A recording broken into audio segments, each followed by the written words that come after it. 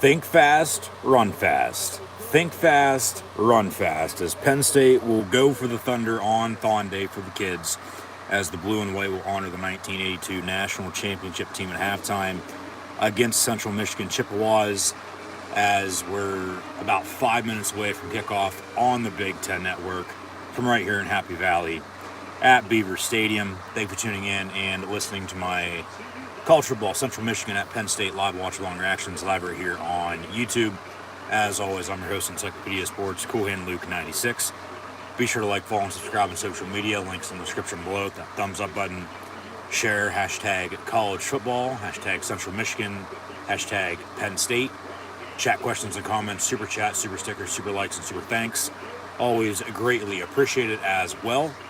Central Michigan, they are 1-2, losing to Oklahoma State and South Alabama before defeating Bucknell last week. Wonder how much info Penn State got from the Bison, as the Nitwits will host the Chippewas from Mount Pleasant coming up shortly, as the blue and white are about to take the field. So they'll give us the intro, as we are in fact Penn State. It is Thon Day once again for the kids before homecoming next week, as this is the final non-conference game of the season before Penn State will open up home Big Ten play next week. Of course, they played at Purdue to open the season, so 3-0, looking to start 4-0, potentially 5-0 like we did last year as well. But final non-conference game of the season here today for Penn State before next week's Big Ten home opener for homecoming on October the 1st. Matt Millen on the call for the BTN. Northwestern rolls in next week, but in the meantime, got to take care of business first off today. Penn State, they are a 4-touchdown, 28-point home favorite, over-under set at 62. These two teams are meeting for only the second time in history today, as Penn State won 40-3 back in 2005, before, of course, Penn State went on to win the Big Ten and the Orange Bowl that year, with common opponents for the Nittany Lions in 05 and 2022 here being Purdue, Northwestern, Michigan, Minnesota, Ohio State, Michigan State, along with these Chippewas. Now, I'm not going to say anything about what you think I might say there, but you never know. But, of course, that's why they play the games. Well, there is some serious potential with Penn State if they can put it all together, which last week they went to Auburn, ran circles around the Tigers like they're at the circus, but how much of a hangover are they going to have today? Because Central Michigan can score. They're averaging 36 a game. They're top 20 in passing offense so far this year. They're led by former Colorado State and Florida head coach and Jim McElwain. So defensively, of course, still get after the quarterback, pressure, wreak as much havoc as you possibly can, but you got to be able to cover and tackle. There's been some issues there. Of course, stop the run, but also capitalize off turnovers. Offensively, run the football. It starts up front. You got to be able to block to run the ball. It seems like it's progressing in a positive direction after last week's affair. They've had now 2 straight games with 100 rushers after a year and a half worth of no 100-yard rushers in those 17 games. So, yeah, offensively, run the damn ball. Open up a little bit, no doubt about it. Don't give too much away, though. Of course, like I said, last non-conference game of the year. You're about to kick off Big Ten play at home next week. Auburn out of the SEC, you went down there and beat them by 30. You went to Purdue, came down to the wire, you scored with a minute to go. But I think this game today, there's going to be a little similar game plan as it was, hopefully execution as well, I might add. They had 2 weeks ago against the Ohio Bobcats, also out of the MAC. And then hopefully at the end of this game, hopefully everyone comes out healthy, no injuries. Today, no penalties or turnovers either, as always, but then, of course, move on to next week for Northwestern and homecoming. That'll be a 3:30 kick from Beaver Stadium. And then, honestly, you should go, 5-0 into the bye week, mid-October like you were last year, before losing to Iowa, and then 3 straight, and then, 6 of 8 down the stretch. And last year was last year. This year at the end of September, Penn State on to kick off. Sun's out, but it's chilly. Had some weather move in midweek. And fall's here, and we're underway.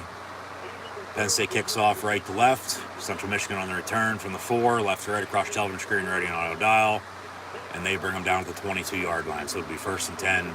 Chippewas from there. But, meantime, we'll see what happens. Just once again, thanks for tuning in and listening. Be sure to like, follow, and subscribe on social media. Links in the description below. And as always, coming out at halftime, we'll have first half stats and scores. We'll take a look around the rest of college football as well. Preview next week. But Central Michigan, Penn State, Maryland, Michigan, Wake Forest, Clemson, and Baylor, Iowa State.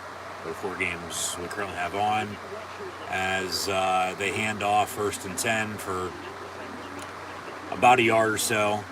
BTN with a little bit of a glitch there on the opening play. But Richardson, bubble screen near side, incomplete. As they had a quad bunch set near side. We got a penalty on the play as well. So we'll see what the dirty laundry is from the Zebras. But I'm still expecting a hard-fought game by both sides. We're going to have a chop block on the offense. Half the distance. It'll be 2nd down. So McElwain ain't happy about that. He's been to Penn State before. He was on Alabama's staff a decade ago when the Tide rolled in. But of course, that ultimately got him the Colorado State job, left the Rams to become a Gator, got fired by Florida, bounced around as an assistant, and now he's at Central Michigan. And on 2nd and 22 officially, Richardson going to dump off to Lou, and 7 gets some of those penalty yards back, but it'll be 3rd down. So Penn State on defense here, coming off the edge. You're going to have Isaac and Tarburton. Chops played well, I thought, transferring from Maryland. Defensively, they played a lot of guys in the first 3 games, and they're averaging 40 plus a game as well. So, I mean, we could have a shootout if it comes down to it. I wouldn't be surprised. But 3rd and 17, pass near side, incomplete. Kalen King on the coverage. 4th down, and Central Michigan will go 3 and out punt to begin the ball game here today. But no, still expecting a close, hard-fought game. Penn State to end up pulling away, late 3rd, early 4th quarter. Just hopefully it doesn't come down to the wire. Penn State's 28-point, 4-touchdown home favorite once again as they were 2 weeks ago. And they've covered in all 3 games, I might add, as well. Who knows if they will today? It really doesn't matter as long as they win. And like I said, come out of this game healthy. But Central Michigan on to punt. Parker Washington from 35 on the return. And he'll get about 6 to the 41 on that return. So 1st and 10, Penn State from there. But yeah, we'll see what gives on this offensive side of the ball now for the blue and white. You got to be able to run the ball. No shit, Matt Millen. You don't say. Parker Washington needs to step up. He's had a quiet year. Tinsley and Lambert Smith and even Harrison Wallace and Doughton, Evans have played some. It comes down to it late too. How much playing time or backups getting today. Game gets out of hand. Clifford rolls out.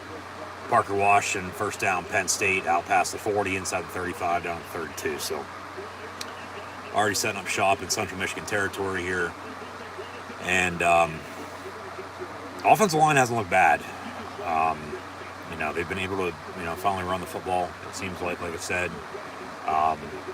Clifford, knock on wood, to this point, hasn't really done anything stupid. They're keeping it simple, balance and consistency. But at the same point in time, with running the football, what the fuck, Big Ten Network? They're having issues. The screen just went black. Singleton for about 5, maybe 6 near side on a toss, so it would be 2nd and medium here for Penn State. Anybody else watching the game, Big Ten Network, just go out for you for a second and come back on. Let me know in the comments below. Because there was a glitch on the opening play, and then the screen just went black in the middle of the play. Like, what the hell? But yeah, 5 on the game, 2nd and 5. But yeah, you got to run the football. They do there. You got 4 running backs. Singleton's, seem to step up to be the number 1. You still got Kevon Lee, Katron Allen, and Devin Ford as well. But Singleton on the give, he's going to lose 3 yards, so make it 3rd and 8. But then, you also got to air it out. And the tight ends, I mean, good God. Finally get them the football, please, today. Like, just work the sticks, Take.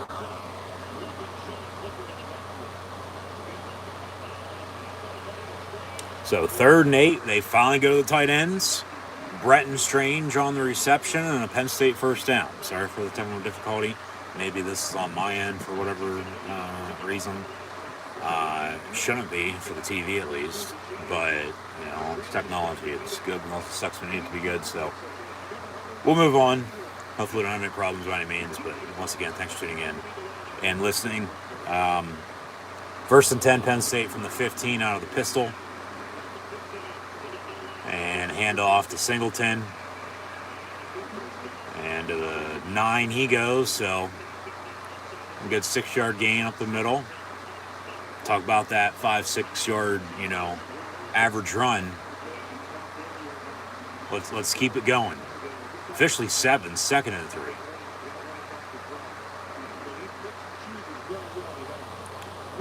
I don't know how you go from the 15 to the 9 with 7 yards when that's 6, but it's 2nd and 3.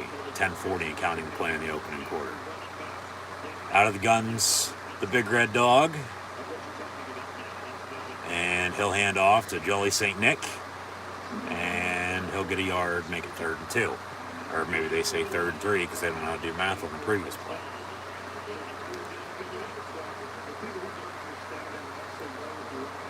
So this game underway, as is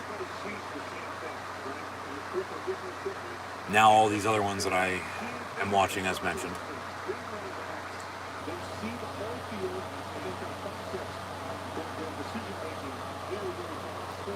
Yeah, 3rd and 3. What the fuck? So they messed up on 2nd down. Singleton on the give. He's going to try to bounce it and lower his shoulder, push out of bounds. That's a 1st down for Penn State. 1st and goal at the 5. So they're knocking on the door. You got to punch this in. You cannot settle for 3. You got to punch it in. You got to score a touchdown. At least, they've been able to drive and start fast today. Really, honestly, much more you can ask for there. But it's still a 60-minute game. And then defensively, like I said, when we get back out there, we'll continue with that discussion. But 1st and goal out of the pistol from the 5, handoff, Singleton, going to be stuffed. So, at least they're trying to get him the football.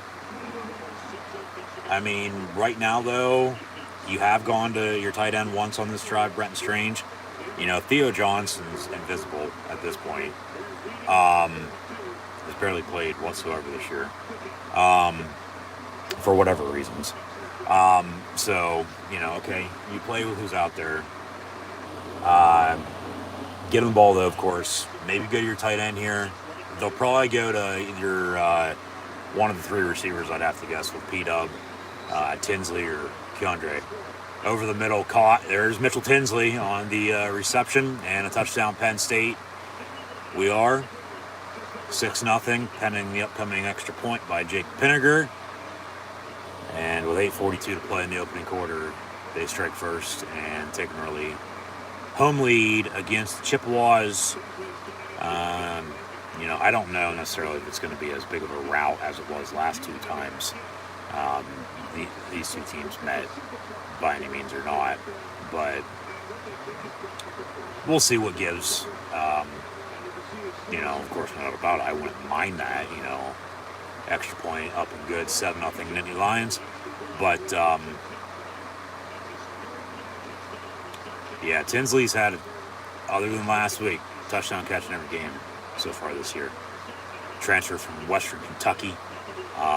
He's honestly truly their number 1 receiver at this point because, they really haven't gotten Parker Washington the football. He's had a quiet start. He's also in the return game, returning punts. Singleton's back receiving kicks. But honestly, Clifford at quarterback, Singleton's taking the reins at running back. We'll see the fat man probably next, along with Kevon Lee, if he's healthy today. He's banged up last week at Auburn. And then Devin Ford, running back, who's been on the roster now for a while, for the most part, as long as Kevon Lee, I guess. But, so there's some veteran experience. But he's somebody who, this year at least, they've only got the ball out of the backfield in the receiving game. As to begin the game for Maryland and Michigan, the Terps muff the opening kickoff, and the Wolverines fielded the 10-yard line, though, 1st and goal to set up shop. Couldn't have asked for a better start there. Penn State will be at Michigan in 3 weeks' time. As they'll, of course, play this game today against Central Michigan, the Chippewas. They've played Eastern Michigan before. The only lone Eastern, Central, or Western Michigan team out of the MAC that Penn State hasn't played has been Western Michigan, the Broncos from Kalamazoo, so to infinity and beyond. But they got Northwestern next week, then they got a bye, and then they go to Michigan coming up on the Big Ten Network after Central Michigan and Penn State here. It'll be Minnesota, Michigan State, 2 other opponents Penn State plays later on this year. Of course, Michigan, 1 play, they scored then, so touchdown, 7-0. Maryland, Penn State, will host the Terps on Veterans Day weekend. Ohio State's on later night, of course, Halloween weekend there. Rutgers and Iowa today. Just taking a look ahead of the schedule, there are 2 crossovers in the West. They already beat Purdue. They play Northwestern next week, and then Minnesota's coming in for the whiteout. So then, everybody else will be your East opponents. Big Ten East, so far this year, has only had one loss. And that's all 7 teams combined. And that was last week for Michigan State at Washington as they got blown out in the Emerald City. But, 9 play. We'll say 69 for 969, even though it's a 59-yard touchdown drive. Took about 5 minutes to begin the game, and they drove the length of the field for the most part. I mean, they forced upon it, had it about 40-yard line, so a 60-play touchdown drive, kept it simple, made it look easy, it felt like, and they're continuing to rotate kickoffs. Gabe Owusu was on to start the game. There's Sanders Haydak, short kickoff, but Central Michigan returns it to the 26, so first in town chips from there. But, we'll see now what this defense has up their sleeve once again, quick 3 now to get the offensive ball there. But, back to what I was saying about the receivers. Tinsley's truly your number one, followed by, Parker, Keandre Lambert-Smith, Harrison Wallace, Jaden Doughton, Amari Evans. And like I said, we'll see, because they have depth at receiver. They got depth on defense. They played a lot of guys on defense as well. If this game, will get out of hand, talk about the similar game plan they had 2 weeks ago and potentially similar outcome against Ohio as well. Who and then when would the backups be coming in, to play? But you got to get the ball to your damn tight ends, though, too. Brenton Strange is there by himself. Theo Johnson nowhere to be found. Tyler Warren needs to step up. They have a couple, young guys behind them. Ball's deflected. Penn State going to pick it up on a defensive scoop and score. Johnny Dixon, the transfer from South Carolina, they're going to say incomplete now. God damn it, no touchdown. All right. So talk about the pressure. They force a turnover, but they roll it incomplete. And Amin Vanover, 56, was the one who got his left hand up. Robinson, the quarterback, about 5'5" and 250 pounds, playing QB. Tried sailing it, and hand up. They say incomplete, so make it 3rd and 7. No defense touchdown there. Pressure off the edge. Jair Brown almost gets to him. They lob it up. It's picked off at midfield on the very next play. Anyway, that's the key. Wheatley, he's on the return inside the 20, down at the 15. Pile still pushing, but he'll be brought down at the 15. So back-to-back plays, whether that was a turnover or not. Next play, they get an interception return for about 35 yards or so. So they'll set up shop 1st and 10 inside the red zone, knocking on the door, looking to go up 10, 14 points here. 2 scores, I would have to think. If you have to settle for a field goal after this, so be it, but you got to punch it in with where you're starting at. If you can drive 60 and score in 5 minutes, you should be able to drive 15 and, a less amount of time and also score. We'll see what they do here. We'll see who's in it running back, if they're, one series apiece with the tailbacks, rotating them in and out, or not. Plays under further review for some unknown reason. Did he step out of bounds on the return? They're going to make them think, and then hopefully they tell us something good. But return after the interception, Wheatley, he's in, and maybe right there. Definitely not there. No. And then he cut back in, and maybe right there. No. He's in. He's in. He's in. He's definitely in as he cuts back in towards numbers. Wheatley stepped up in the secondary this year. He has, playing safety behind Jair Brown. Stands is called, 1st and 10, Penn State. They're just making sure he didn't step out, which he didn't. So 1st and 10 in Lions from the 15. You got to run the football. We'll see if it's Singleton, maybe Kevon. It's probably going to be the fat man if I'd have to guess. So from the 15, maybe they take a deep shot right off the bat, catch him off guard, and one play, one touchdown. Washington in motion, looking to throw over the middle. It's going to be caught. Tyler Warren, tight end at the 3-yard line. First and goal, Penn State. So, or that is Theo Johnson, 84, not 44. All right, he finally fucking showed up. It's the 4th game, but he decided to play football. He's been injured, though. At the same point in time, though, he's still been dressing. He just really hasn't been getting in.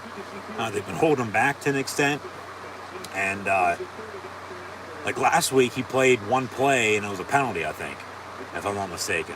One play today, he has a big catch, first and goal, Penn State, officially at the 4. So they're getting both tight ends involved now. Handoff. There's K-Tron Allen. And about a yard for him. So, second and goal from the 3. But, honestly, couldn't have asked for a better start here midway through the opening quarter. And goal to go, up 7 already. And you have a defensive turnover that honestly could have been returned for a touchdown. But, good field position. And you just got to be able to punch it in now. So, maybe a quarterback draw. Maybe a screen. Roll out. Complete to Strange, the tight end. He walks in. Touchdown, Penn State. Make it 13-zip. So, they're starting fast, and they're clicking on all cylinders once again today, which is a good thing. A good sign for what's to come. Because talk about the potential that they have this year. With the depth that they have as well. Just look out. Watch out for Penn State football. They're ranked 14th in the country entering today's game, I might add, as well. After a big win at Auburn last week, as they're ranked for the first time this year going into that game at 22. Big win on the road down in the SEC. It matters more, I guess. But now the 14th ranked team in the country, up 14 off of a passing touchdown from number 14, Sean Clifford, to Brenton Strange. So Penn State up 14-zip on Central Michigan. We'll pull up some stats and scores here. But no, they're looking good. I get it, Central Michigan, but they're looking pretty damn good here to start off today. But you got to keep it going. Pedal to the metal. You can't lift and just hold on to it. Even though come late in the second half, that's what it'll get to if it's out of reach, no doubt about it. But Clifford, perfect, 5 of 5, 62 yards passing, and responsible for both passing touchdowns. One to Tinsley from 5 yards out, and then the other to Strange there from 3 yards out. So they get into goal line situations, and today, rather than having to settle for 3, they've been able to punch it in for 6 twice. So 6 and 2 is 12, 2 extra points, make it 14-zip. Clifford, 5 of 5, 62 yards passing, and 2 touchdowns. Singleton, 6 carries, 12 yards rushing. Parker Washington has a catch for 27 yards. Brent Strange, 2 catches, 19 yards in the score. Theo Johnson has a catch for 11 yards, so good to see him out there playing. Tinsley, a catch for 5 yards as well. The interception that set up that touchdown drive was picked off by number 6, Akee Wheatley. And down to the 15-yard line a few plays later, touchdown. Nittany Lions, Richardson, 1 of 4 for 5 yards. And then Lou Nichols, the third, 2 for 3 on the ground, and then also leads the team in receiving for a catch for 5 yards. So, honestly, if you can stop him, as they, have been able to, ball game maybe by halftime. I don't know. 6-minute game, but they have 17 returning starters, I might add. Central Michigan does.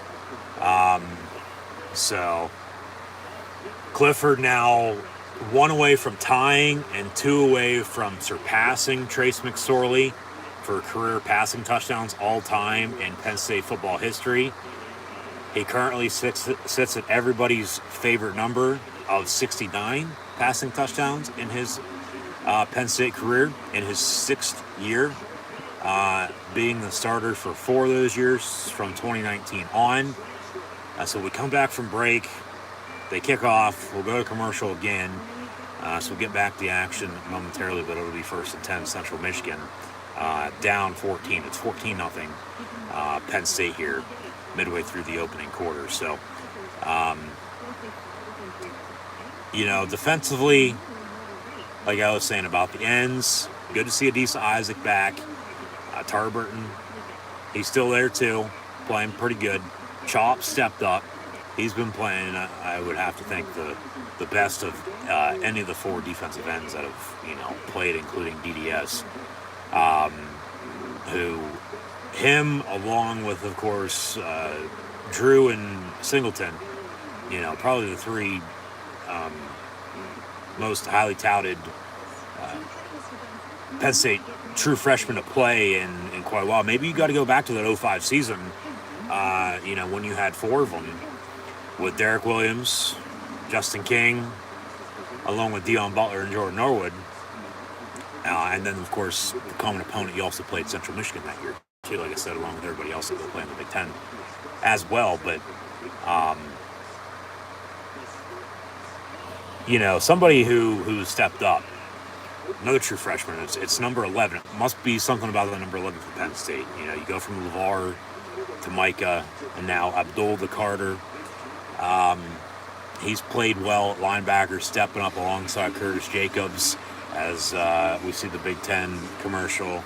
Wish they'd go back to the old song they had to it, but they're going to have to change up the damn commercial anyway in a couple years when SC and UCLA come into the conference, potentially along with a few more members, those potentially being, Notre Dame, because the ball's in their court right now, so we'll see what they do.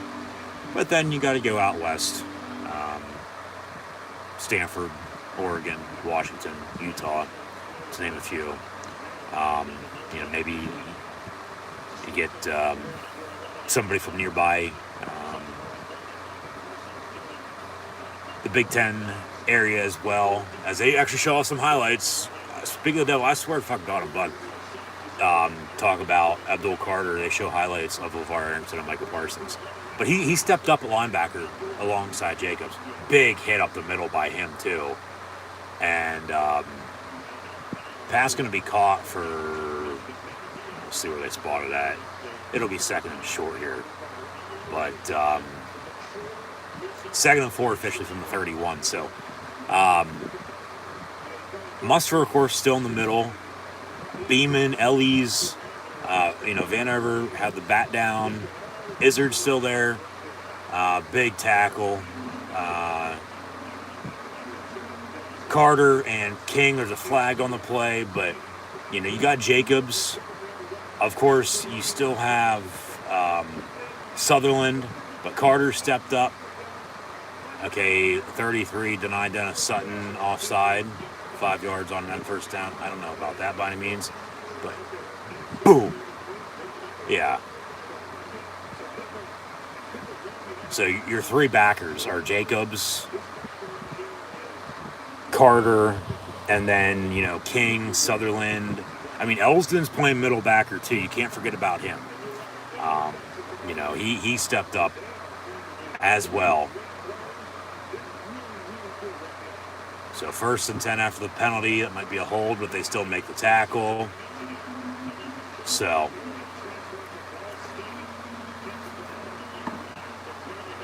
secondary is their strong suit this year on defense, no doubt about it. Along with still having, experience up front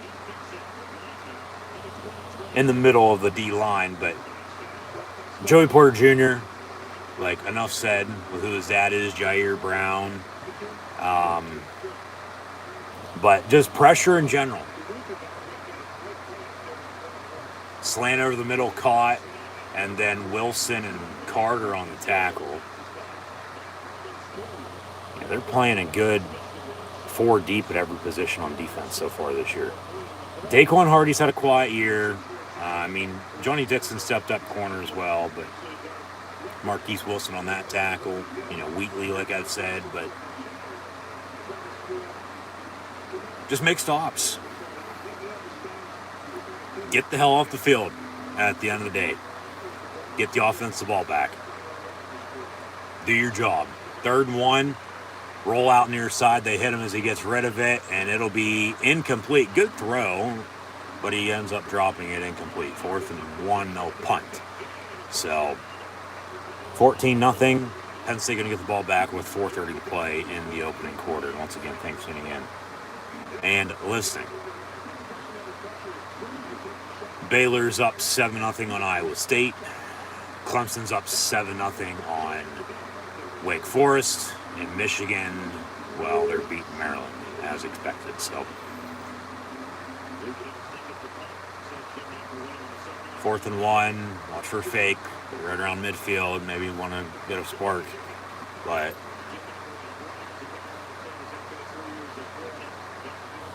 Chippewas punt, fair catch at the 10 by Penn State. So worst starting field position for them thus far, but they should still be able to get a good drive going. Hopefully, knock on wood, I think.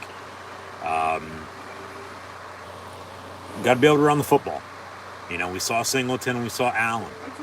Well, both Kevon Lee's playing today or not coming up next because, they've been rotating one series at a piece with the running backs. And Devin Ford's in on that 4th drive, if you will, but then also, for the most part, passing plays. So, defenses don't know that. Well, there you go. Shouldn't have said that, but oh well. Doesn't sound like anybody's listening to this anyway right now. Ford, they dump it out to him out of the backfield. He does not run the football. He does not have a carry for any yardage, when the game's on the line. He played late against Ohio and had a few carries for a few yards, but it's a 3-man rotation at running back to run the football, and then, Ford gets in there to catch it out of the backfield. But like I said, we'll see if Kevon Lee's playing today, I would think, on this next drive, because if not, they're going to go back to Singleton, or they'll keep Allen in, do 1-2-1, or 1-1-1-1, if that makes any sense. Could see, because they've been wanting to get Drew in the first half rather than in the second half for a drive or so. Maybe give him some first half playing time here today if it comes down to it. But all I ask, just at the end of the day, at the end of this game, just knock on wood, no injuries. They've, sort of lucked out to this point. Nobody's, gotten hurt. So I don't want to jinx them, so I'll shut up. But there's some serious potential. And if, once again, they can put it all together and, sync up, capitalize off of whatever momentum's on their side. Whether that's just, keeping it going, or you're trying to capitalize off a turnover of some sorts, pass near side, caught. 82, Liam Clifford in the ball game. Clifford with a pass complete to his younger brother, but it's going to be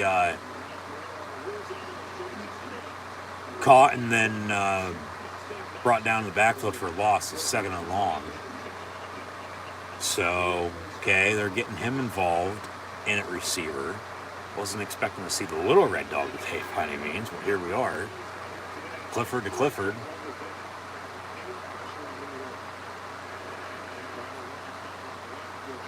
And handoff to Allen. So Katron's still in the ball game, running back. No gain on the play, 3rd down. So now they're backed up and they can't move the ball. So, I get you're at 14. It's still, first quarter by the looks of it, but still, man, just should be able to I'd hope to be able to move the ball a little bit better than this because, I mean, hell, you just did it twice on 2 touchdown drives. Third time obviously not the charm right now, but 3rd and 11. Yeah, so they've gone backwards on this drive. They've lost a yard. Pressure, and then still all day to throw. Tackled, sacked from behind, though. So 4th and a mile, no punt. Here comes Barney, and we'll see if 9-6 can pin him deep. He's had about a 50-yard average on punts this year. Michigan 10-3 officially on top of Maryland after a 52-yard field goal, I might add. So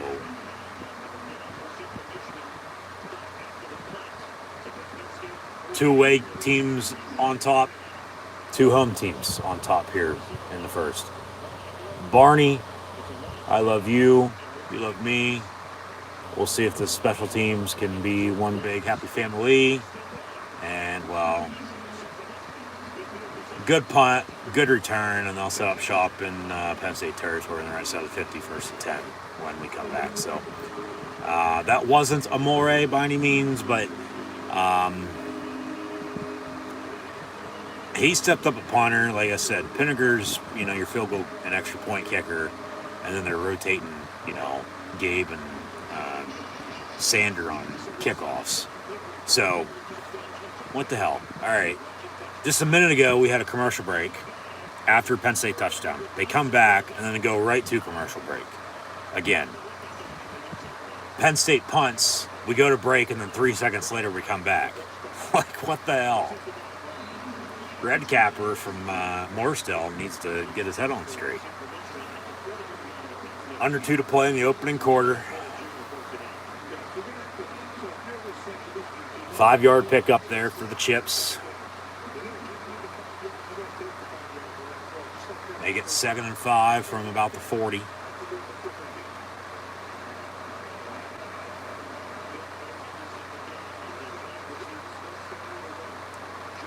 And a deep ball on a wheel route, incomplete. Good coverage by Sutherland, and then Keaton Ellis from State High comes in. So incomplete, 3rd and 5.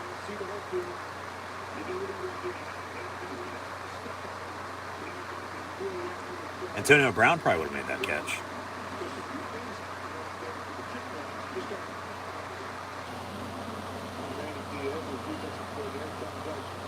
Yep.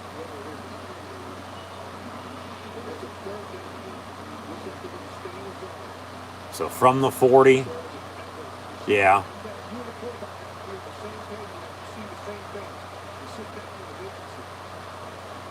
Dump off on the screen, and then 3rd and 5. Did he get it? No, they'll mark him short, be 4th and about a half a yard. If I'm Central Michigan, I'm going to go for this. Yeah, Beeman almost got him, and then Jalen Reed bringing him down from behind. Joey Porter there to make the stop as well. 4th and 1. I mean, from here, you're going to be at about a, 53-yard field goal. Yeah, they're going to go for it. 4th and 1 out of the pistol. Oh, come on. Really? Good play call. You got to give him credit on that. Tight end was in motion. And then out of the pistol, just lined up under center. That's legal. He got the snap, quarterback sneak, and, went forward with it, and they get the first down. So, come on. How do you not stop that? So now they got the momentum. 30 seconds to play in the quarter. Roll out near side, looking back. And then tucks it and runs. But Jacobs, along with Chop and Isaac, bring him down. And that should do it for the opening quarter with Penn State on top by 14. And Central Michigan will have a 2nd and long going towards north end zone now. Ball at the 35-yard line. So they're knocking on the door. Close but no cigar yet. Yeah, end of the first quarter, though. 14-zip.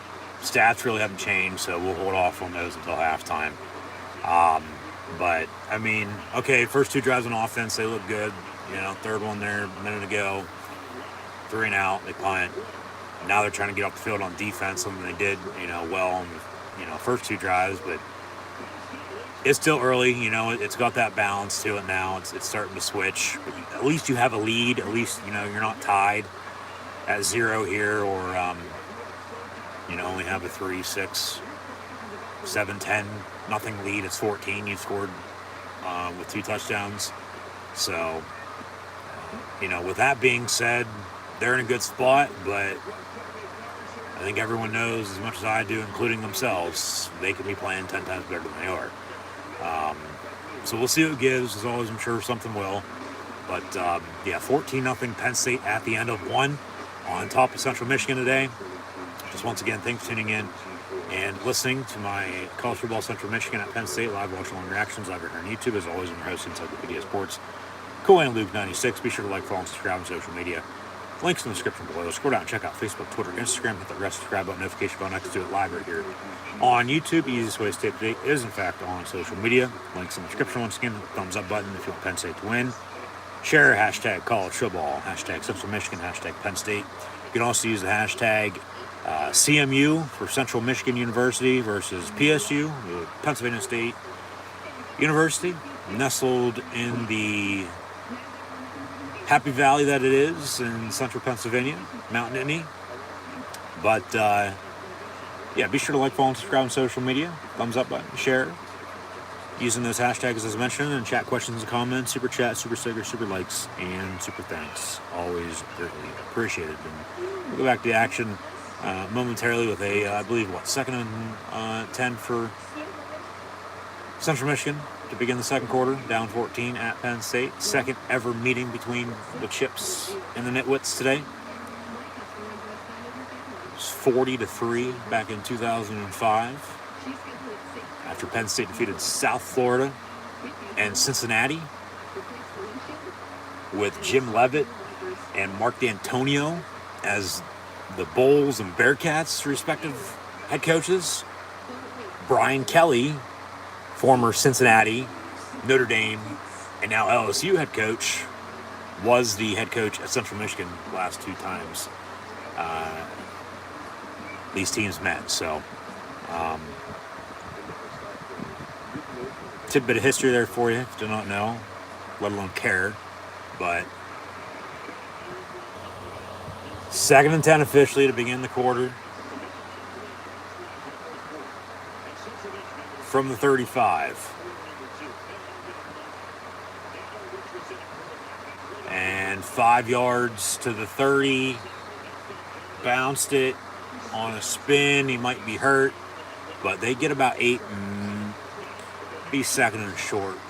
Or 3rd and short, 3rd and 2, 3rd and 3. 3rd and 3.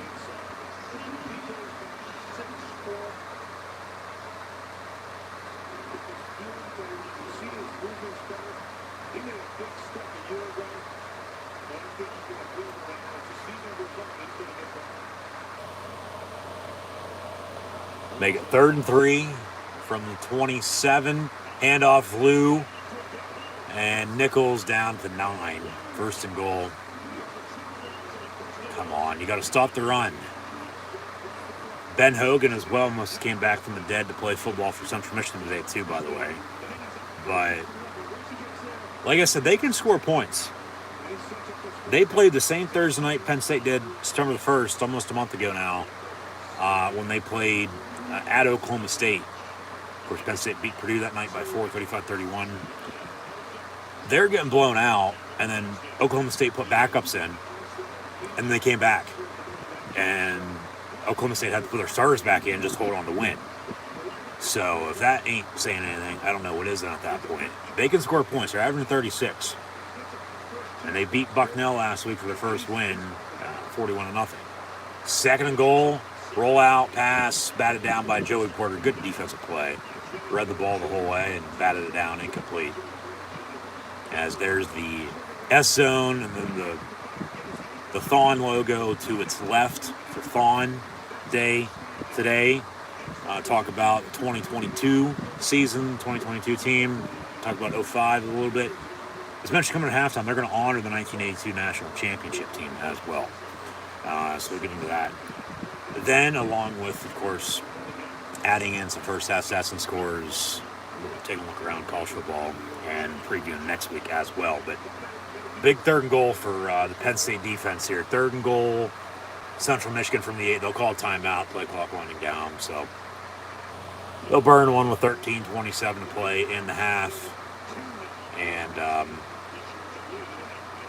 looking to cut this lead, they are. It's 14-0 Penn State. But, no, defensively, more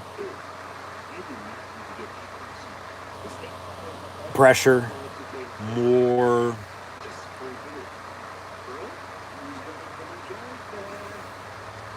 like I said at the start, you got to be able to cover, because it seems now they're going to, start getting beat by the pass and they can't stop the run.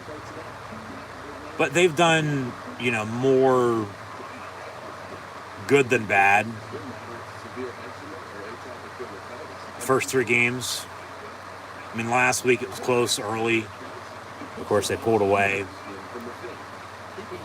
They trailed at Purdue, came back, took the lead, gave it up again, and then found a way to win. But today's game, like I said, should be similar to what it was 2 weeks ago against Ohio.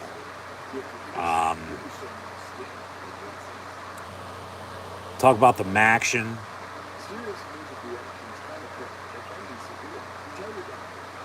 I get this Central Michigan team ain't what it was 17 years ago.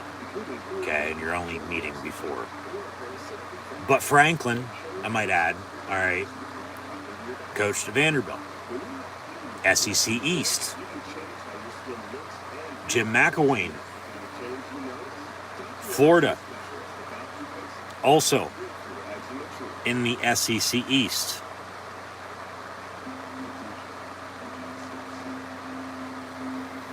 And there, however, was no, crossover, meeting before by any means. But McElwain ended up taking Muschamp's job because Franklin and the Vanderbilt Commodores went to the Swamp and beat the Gators on that night. All right. Franklin, of course, ended up getting the Penn State gig as they zoom in on Joey Porter. No more elbow in a sling.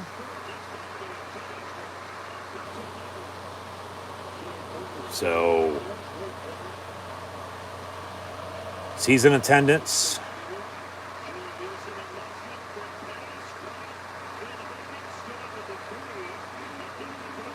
Penn State makes the tackle. Wheatley, 4th and goal, chips at the 2.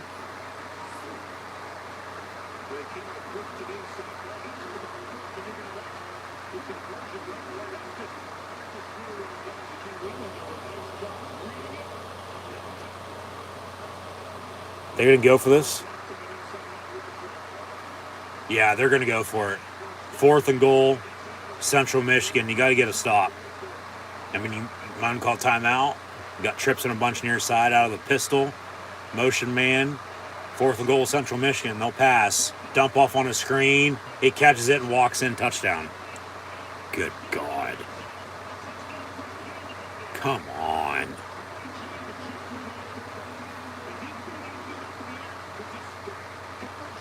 Central Michigan with a Sharknado, and they cut the lead. God damn it. How do you get tangled up? And then he lobs it. It should have been incomplete. He found it and made a one-hand snag and walked in. Touchdown. Good God. Extra point up and good. It's 14-7 now, Penn State. 12:39 to play in the first half. I mean, very good drive by Central Michigan. You got to give them credit. 2 4th down conversions, and they scored. And, man, defensively just... Well, I mean, they had a good starting point, no doubt about it. They didn't have to go as far as they, had to on their opening drives. And the punts, of course. Penn State couldn't get off the field regardless. So, ice in his veins. He's, you know, gonna reload, and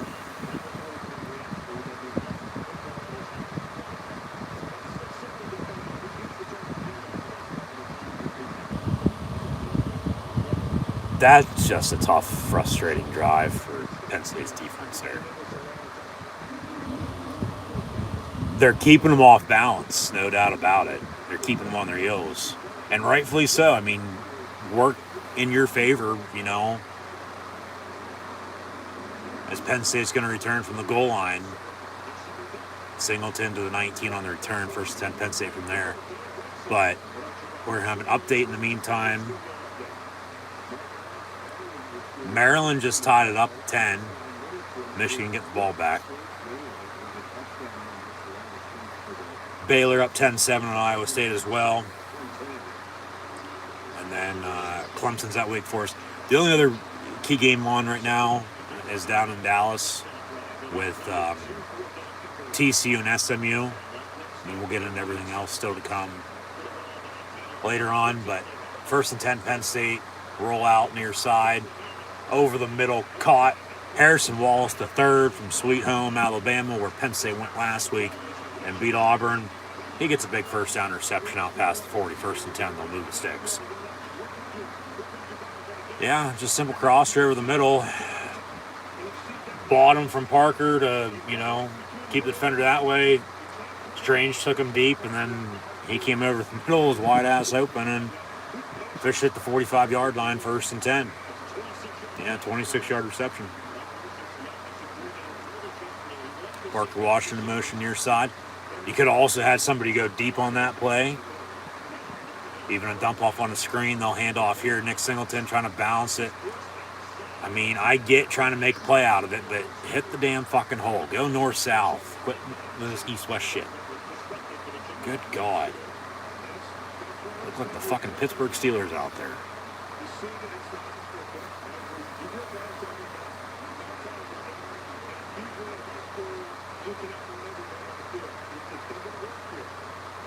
Second and 10. Empty set, 5 wide. Yep. That was then, though. This is now over the middle, caught. Brenton Strange inside the 40, 1st and 10 Penn State on a 17-yard reception. And they'll move the sticks once again. No doubt about it, Singleton's, you know, the number 1 running back. But they're still going to work by committee. It's his drive right now. He's getting stuffed again. You know, so they're opening up the pass. Check down to tight ends. Quarterback's third best friend behind a good offensive line in a running game. And then take your deep shots. So maybe from the 39 they do here, 1st and 10. Fake the give. Fat man, they will go deep down the middle of the field. And no pass interference. No pass interference. It was intended for number 18, Amari Evans from Killeen, Texas. Incomplete, 2nd and 10. So they do take a deep shot. Fuck, hit him on the damn screen to your left. He's wide ass open and down the sideline into the end zone. Jesus Christ.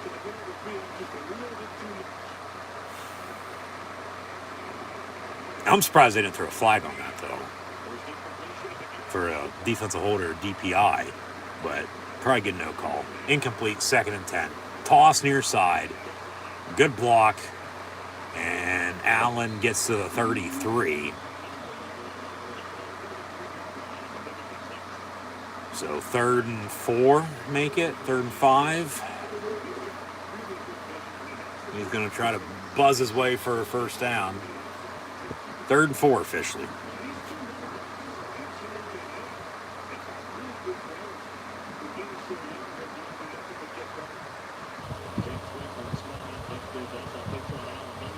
Out of the gun with 4 receivers. Allen to the right, now left of Clifford. Play clock winding down. They get it off. Quick slant over the middle. Caught and then dropped, incomplete. So they're going to have to kick a field goal from 33. So make it a 51-yard field goal for Jake Pinniger, and he'll probably fucking miss. Got 4th and 4. What do you do? Just a good hit, jarred the ball loose, 10 for Wallace, incomplete.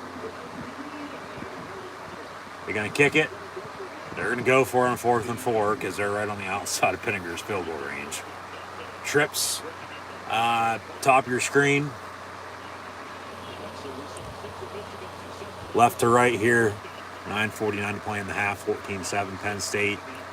So good start. Now it's starting to stall. Central Michigan getting some momentum to, come back, and that falls incomplete as well. Another slant over the middle and 10 for Tinsley. And Central Michigan now going to get the ball back and look to tie this game up to 14 all. Come on, guys. What the hell are you doing? But typical, they either, get out to a lead and then slow and steady to the finish, conservative, if you will, to an extent. They're still trying to make plays. They're just getting stopped. Central Michigan's playing good D.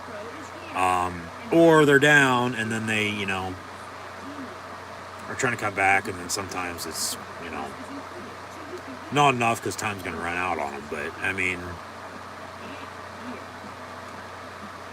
we'll leave it at that for what it's worth for the time being. 14-7 Penn State as we near halftime. Central Michigan getting the ball back after a turnover on downs. If only you had a, field goal kicker that could keep, 50-plus yarders, you probably wouldn't have went for it there on 4th down and you'd be up 17-7 right now.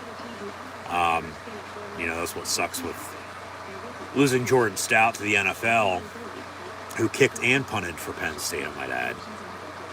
He kicked off and then punted, but then also for long distance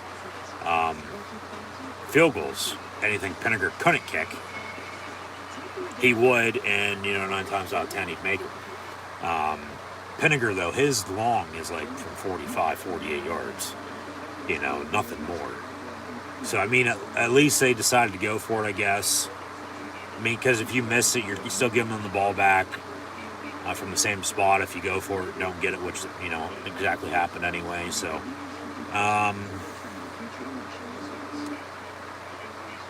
yeah, like I've been saying thus far this year, the only things I'm worried about, the holes. And Carter stepped up at backer, so I think they've fixed the linebacker issue. But, at the same time, it's still in the first month of the year. What happens when you get in the Big Ten play? But Penninger, kicker's their other big issue. And, getting the ball to the tight ends. But, they've gone to them a little bit more today already. But good start, but now they're starting to stall. They're going to need a spark here before too long. Need a jump start.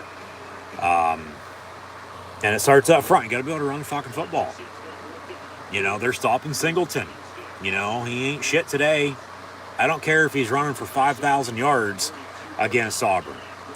If he can't run for 5 against Central Michigan, there's obviously a problem. And it starts up front with the offensive line. And you don't have 3 running backs today. You only have 2 because we have not seen Kevon Lee, and I don't think we will now at this point.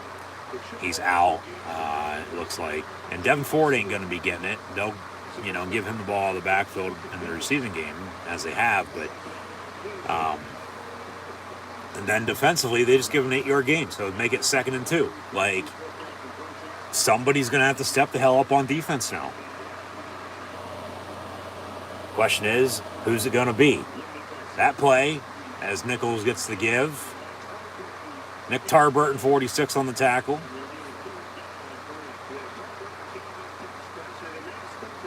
As they're playing a bunch of guys on defense, more so than offense. And rightfully so. Regardless of who they've been playing, though, they're trying to get everybody,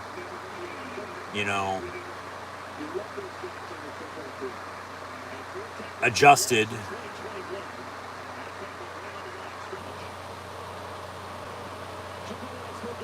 to, potentially what's to come. 3rd and 3, over the middle, it's caught, 1st down, out past midfield.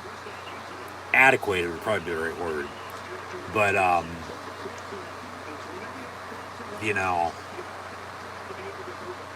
today's 4th game as well. There's guys that have played in 3 games that if they play in more than 4, they're losing their red shirt. So you're also going to have to watch that.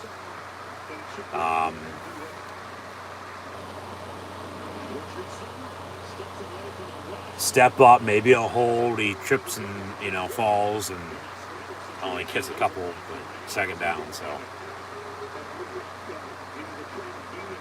yeah, good start, but they've sputtered. Central Michigan, that last drive, they were running circles around it. And they're going after it again.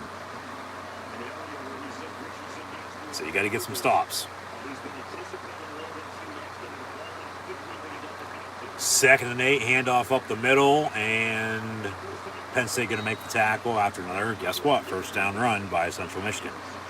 10 yards on that run, make it 1st and 10.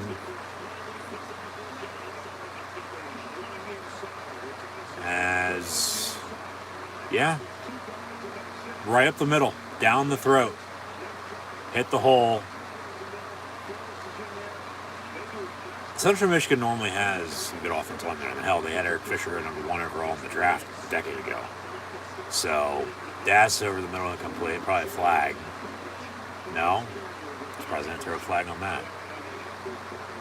So, 2nd and 10 after the incompletion, but just, you got to get a stop. You got to get the hell off defense. Get the hell off the field.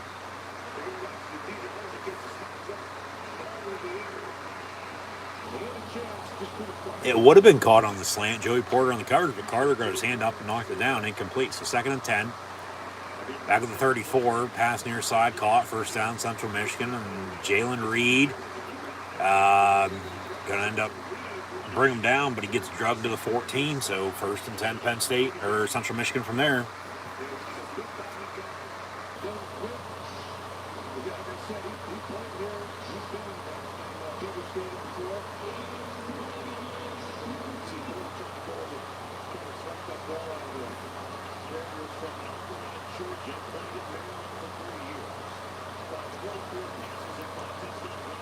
Central Michigan slant over the middle again, incomplete. Good coverage. Yeah, they're talking about a transfer from Maryland for Central Michigan, as Maryland actually takes the lead at Michigan with a 50-plus yard field goal. So both teams have 50-plus yard field goals, and Penn State can't kick a 50-plus yard field goal. Have to go for it on 4th and 4. And defensively now getting on their big drive, and Central Michigan looking to tie it as we near halftime. Good God, guys. Come on. What the hell's going on?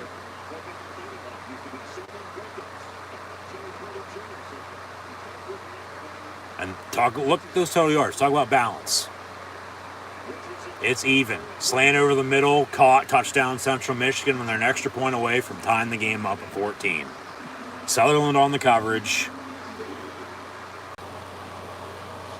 Everybody in, shock to an extent. I mean, I am as well, but probably not as much as, other Penn State Nation fans. Just because I've seen Central Michigan play now twice this year, 3rd time today. So I watched the Oklahoma State game, watched the Bucknell game last week as well. And then, of course, tail 2 quarters. Jesus Christ. You get up 14, you blow the lead, and they tied at 14. Like I said, they can score. You got to cover. You got to tackle. They can't stop the run, and they can't cover them. We knew this coming in. Obviously, they didn't. They obviously are still hungover from last week. They've given up more points today in a quarter and a half than they have the past 2 weeks in a final score against Ohio and Auburn. So this is going to be back and forth, it seems like, until they can get their head out of their ass and get back to playing Penn State football. And it starts up front. You got to be able to run the ball. I mean, good God. You got to open up the playbook, too. Mike Yursich, first 2 drives, looking like the best offense coordinator in history. Past 2 drives has been looking like Matt Canada.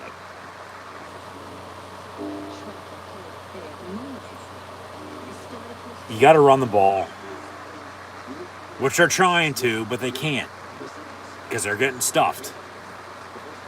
And then, some passes, okay, they've been caught, they've been first downs. Some passes, though, just good coverage, they're incomplete. You got to find that open spot. You got to find that middleman. You got to open it up, take some shots. You got to find that hole in the defense. You got to, keep on their heels. Talk about play action. Run to pass, pass to run at this point. Maybe even a trick play or two. But run the ball, get the ball to your tight end. Defensively they're playing good to a point, and then now they've given up a lead, just like Michigan. Down by 3 at home against Maryland now, 13-10 your score there. Clemson's up 14-7 on Wake Forest, and I believe Baylor just scored again, so it should be 17-7 Bears on top of Cyclones of Iowa State, if I'm not mistaken. But you also got to rely on your special teams, and because you went for it on 4th and 4 because you don't have a kicker that can kick 50-plus yard field goals. You didn't get it. They took advantage of that. They drove and, scored another touchdown, tied at 14. So, just, they got to wake the hell up. It's fucking 106. And we're almost at halftime. Okay? Just talk about the linebackers. Over the middle, nothing to show for, and they give them a touchdown. So 14 apiece, 6:25 to play. They got 3 timeouts and 75 yards to go for pay dirt. They should be able to score, I'd hope. When they've started with good starting field position, they've been able to drive and score. When not, nothing. Slant over the middle, caught by Parker Washington. 2nd and about 3, I'd say. 2nd and 2 officially. They give them 8. So we'll see what they do here. But as that was out of the empty, Clifford now under center with Singleton in the backfield. Fake the give, looking his way on a screen. Deep down the middle, and Parker Washington just quit running. What the hell? Incomplete, 3rd and 2.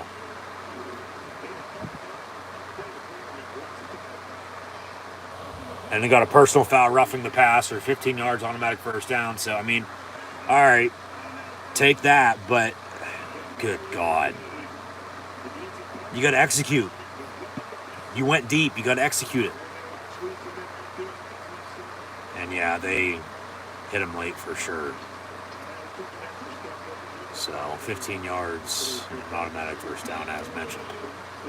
They'll spot it around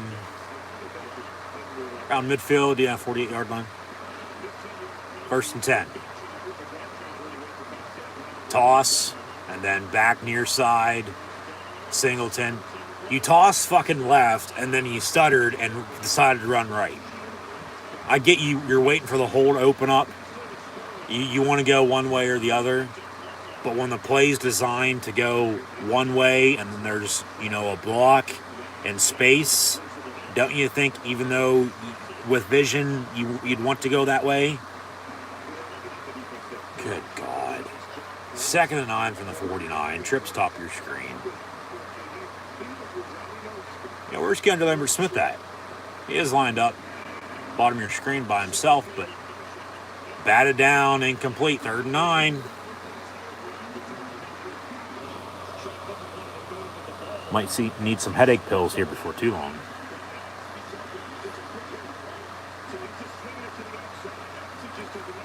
Good God.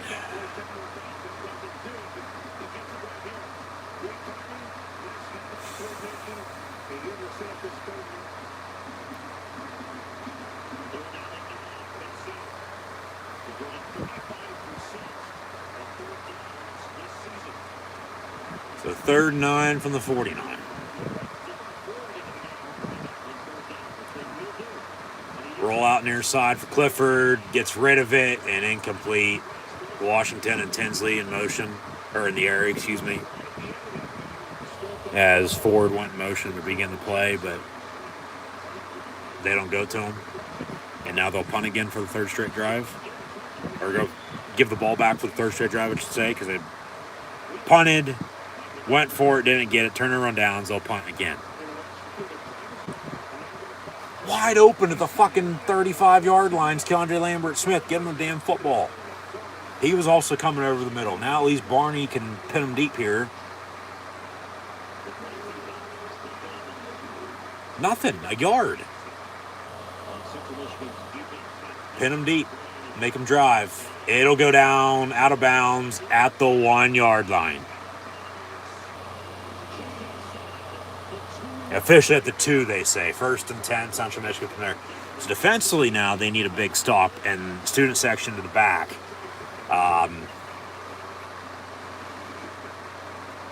This is where defense needs to step the hell up. Talk about on back-to-back plays with turnovers. And then a touchdown drive.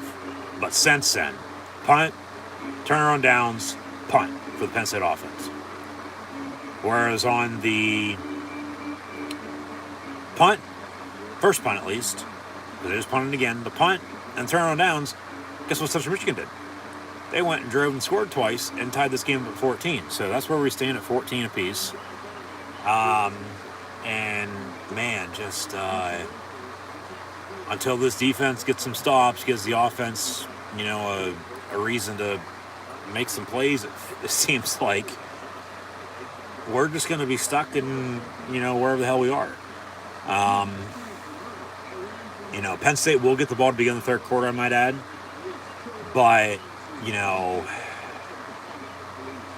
this game might be going deeper into the second half than I thought it would. Penn State at home has only lost 2 over max schools all time, those being Toledo and Ohio, 22 and 10 years ago, respectively. So, with that being said, hopefully it's not today. This is the first time they've played 2 max schools at home, though, in quite a while. Normally they'll get 1, last year it was Ball State. Of course, 2020 was all conference games. But, even before that, and talk about the scheduling of non-conference. Franklin said at the end of his post-game press conference last week, about a trip to Auburn, which that's done with now. You got West Virginia coming up, but basically, with where college football's at, you just need to win your games regardless of strength of schedule, to get into the dance for the college football playoff that's going to be expanding. Because remember, 2016, Penn State had a tougher strength of schedule than Washington did. And they were both conference champs. And the Huskies got in over the Nittany Lions. That's just for an example, based off of history. When, of course, no shit, it was bullshit. Like, don't give me, the runaround. Talk about getting screwed as, they have numerous times. Deep ball, 1st and 10 from the 2, and it falls incomplete. So, 2nd and 10 from there for Central Michigan once again. 4:44 to play in the half. But, no, you get, 1 max school. You might play a team from around the area as well.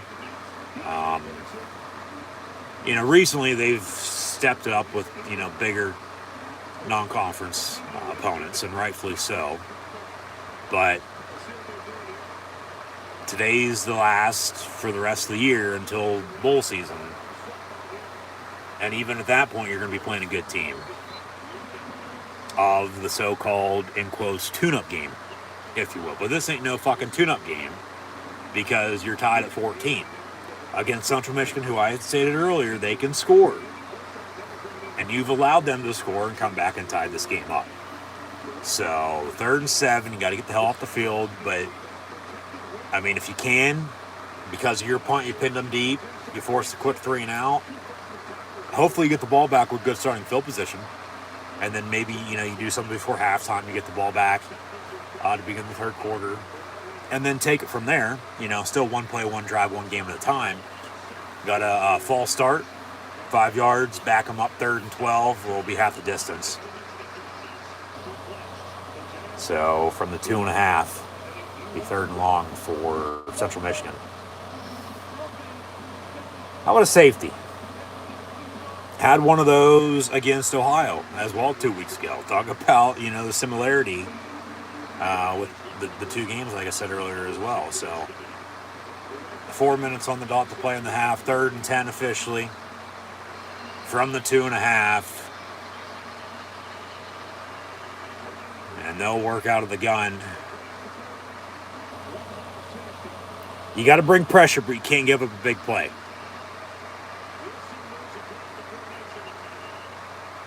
Slant over the middle, incomplete. King and Jacobs on the coverage. 4th down, they'll punt. Yeah, they brought 5. They had 7 in the box on a 4-3. They brought 5 and dropped 2. And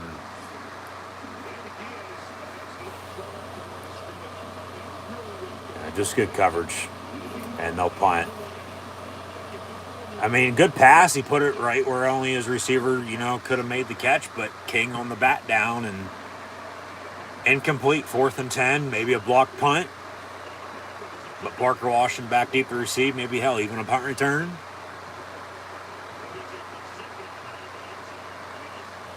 They get it up and away.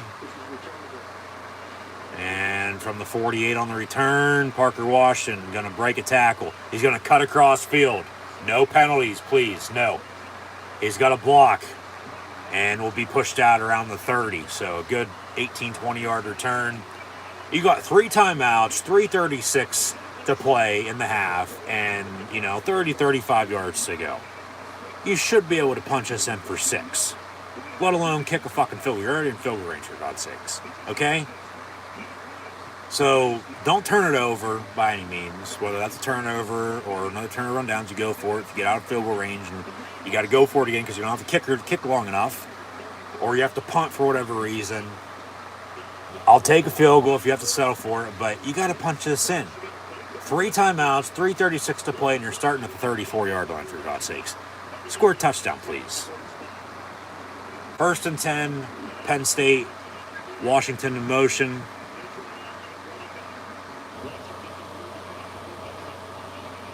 And Clifford going to step up, gets hit as he gets rid of it. Over the middle, it's dropped, incomplete. 10 for Harrison Walls, 3rd. So 1 play, 2 seconds, make it 4 seconds, and no yards. Good God. How? Just how?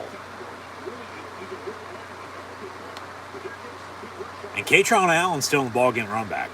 So I don't know if anything's wrong with Singleton or they're just holding him back because he's getting stopped. Allen on the give up the middle. They're getting back to the run game. 9 yards, 3rd and 1 from the 25. So work some clock, convert, keep it going, score. You have to give them the ball back, make sure there's nothing left. And then, you go from there. Get the ball to begin the 3rd quarter and, hopefully you pull away and don't look back. They got to get out of the jam that they're in right now, long story short. Trips near side, 3rd and 1, handoff. Allen breaks a tackle. Still going inside the 20, down out of bounds at the 15. 1st and 10, Penn State. They'll move the sticks.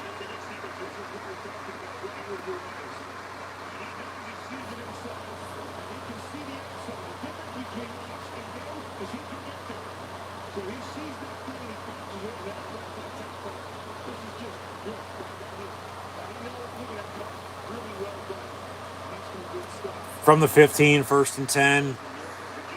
Central Michigan bringing 7 over the middle, caught by P-Dub. He gets about a yard, maybe 2. 2nd down. So they're in the red zone. You got to punch it in, though, dude. Come on, man. Like, what the hell? They like getting the playmakers the ball in space, and rightfully so. Couple yards here or there, but just end zone's in front of you. Last I checked. Allen on the handoff, and guess where he goes? Right to that end zone. That's in front of him. And he scores. Touchdown, Penn State. 20-14, pending the upcoming extra point. So they fight on State.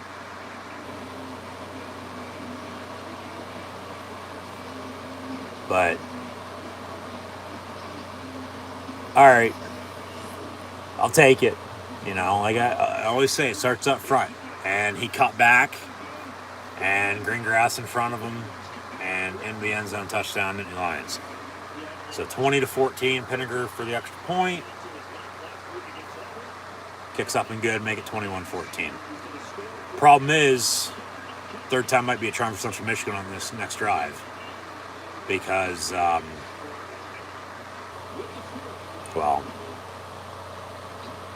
they tied the game up at 14 before you just retook the lead. So now we got a penalty. Probably be enforced on the kick, if anything, or declined. Yeah, penalty's declined. Extra points up and good. 21-14, Penn State. We'll have first half stats and scores coming up here shortly, as we near halftime. But honestly, Brandy Love might have to give the blue and white a little pep talk in the locker room, if you know what I mean. So, yeah. The run game's there. It's just got to be more consistent. Offensive line, like I said, I don't think they've looked bad this year. It's just some of the play calls with execution. It's a lot similar to what's wrong in Pittsburgh right now with the Steelers. We talked about that then on the past two Sundays and this past Thursday. But just once again, thanks for tuning in today and listening to my audio-only college football, Central Michigan, Penn State, live watch-along reactions over on YouTube. But see the defense get up the health field. Maybe even get the ball back before halftime, do something. Probably not, but you're getting the ball to begin the third quarter, so. Like I said, could honestly, turn into a shootout. Here we are.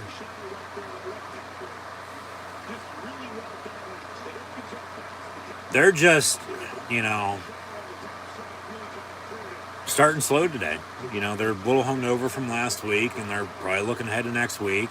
But you still got a game to play in the meantime today. Like I said, until they get their head out of their ass, at least the running game's there. They show off the graphic for rushing touchdowns total from last year to this year. They're already one away, and it's not even the end of September. But it's just got to be more balanced, more consistent. Right now, it doesn't seem like they'll have a 100-yard rusher today. But, maybe come the second half, that changes. Stats aside, doesn't matter. Winning is the name of the game. As long as you win, that's all anybody cares about. So, yeah, it seems like Katron Allen's number one running back today. Singleton, and then Devin Ford's in there on pass plays because Kevon Lee ain't playing. Nice one-hand snag, and they get the first down on an 11-yard reception. They'll move the sticks. They got 2 timeouts. They can do some damage here before halftime, I might add. So we'll see if they do or not. But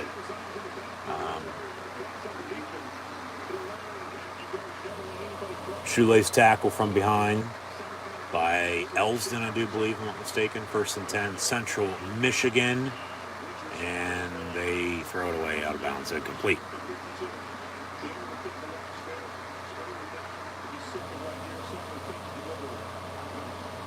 They got 2 timeouts and a minute 29 to play. They started slow, but they're starting to click. They're getting back in it. They went to Oklahoma State and, talk about similarity once again. Same thing happened then. It wasn't until later, though, when they started to come back, because Central Michigan,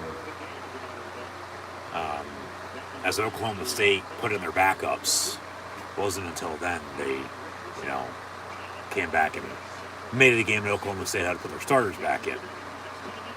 They're doing it against Penn State's starting defense today. So if this ain't, looking ahead of what's to come with the Penn State defense and Big Ten play the next 2 months, I mean, talk about trouble potentially that might be in. Like, come on.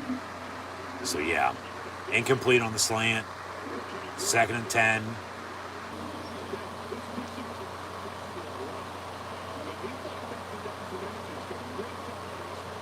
Matt Millen's a good broadcaster. Of course, Nittany Lion great. Won 3 Super Bowls with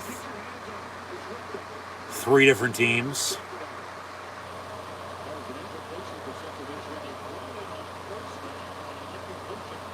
Make it 2nd and 10. And deep ball near side. It's going to be picked off by Penn State. And Matt Millen's new favorite, number 3, Johnny Dixon III. So they do get the ball back. They got 1:05 and 3 timeouts to do something. All right, and then you also get the ball to begin the third quarter. You can, 7-14, 21-point swing potentially, 28-point swing from when you just scored. If you, score again here and then score later as well, they're going to review it for whatever fucking reason. Come on.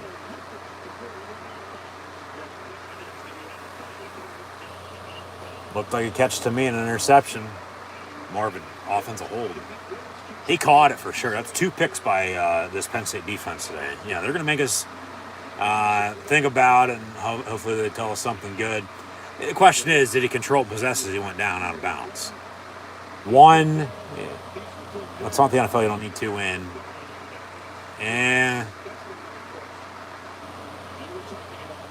I mean, the thing is, they call it a catch and interception on the field, so they have to find indisputable evidence to return it. I don't think they're going to have it. This should stand. Feet's in, he caught it, controlled it, possessed it, elbow hits right there, and he looks to be in, but it's confirmed. 1st and 10, Penn State. So 2 interceptions, and the 2 reviews have been off the interceptions, I might add. So 1st and 10, 1:05 and 3 timeouts. No, but just as Matt Millen was talking up Johnny Dixon, the transfer from South Carolina, who's, honestly been the number 2 alongside Joey Porter now since Daquan Hardy's taken a back seat. Kalen King as well, playing good.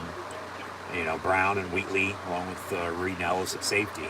Penn State over the middle, incomplete, intended for Mitchell Tinsley, another transfer from Western Kentucky. 2nd and 10, 3 timeouts, still in a minute to play.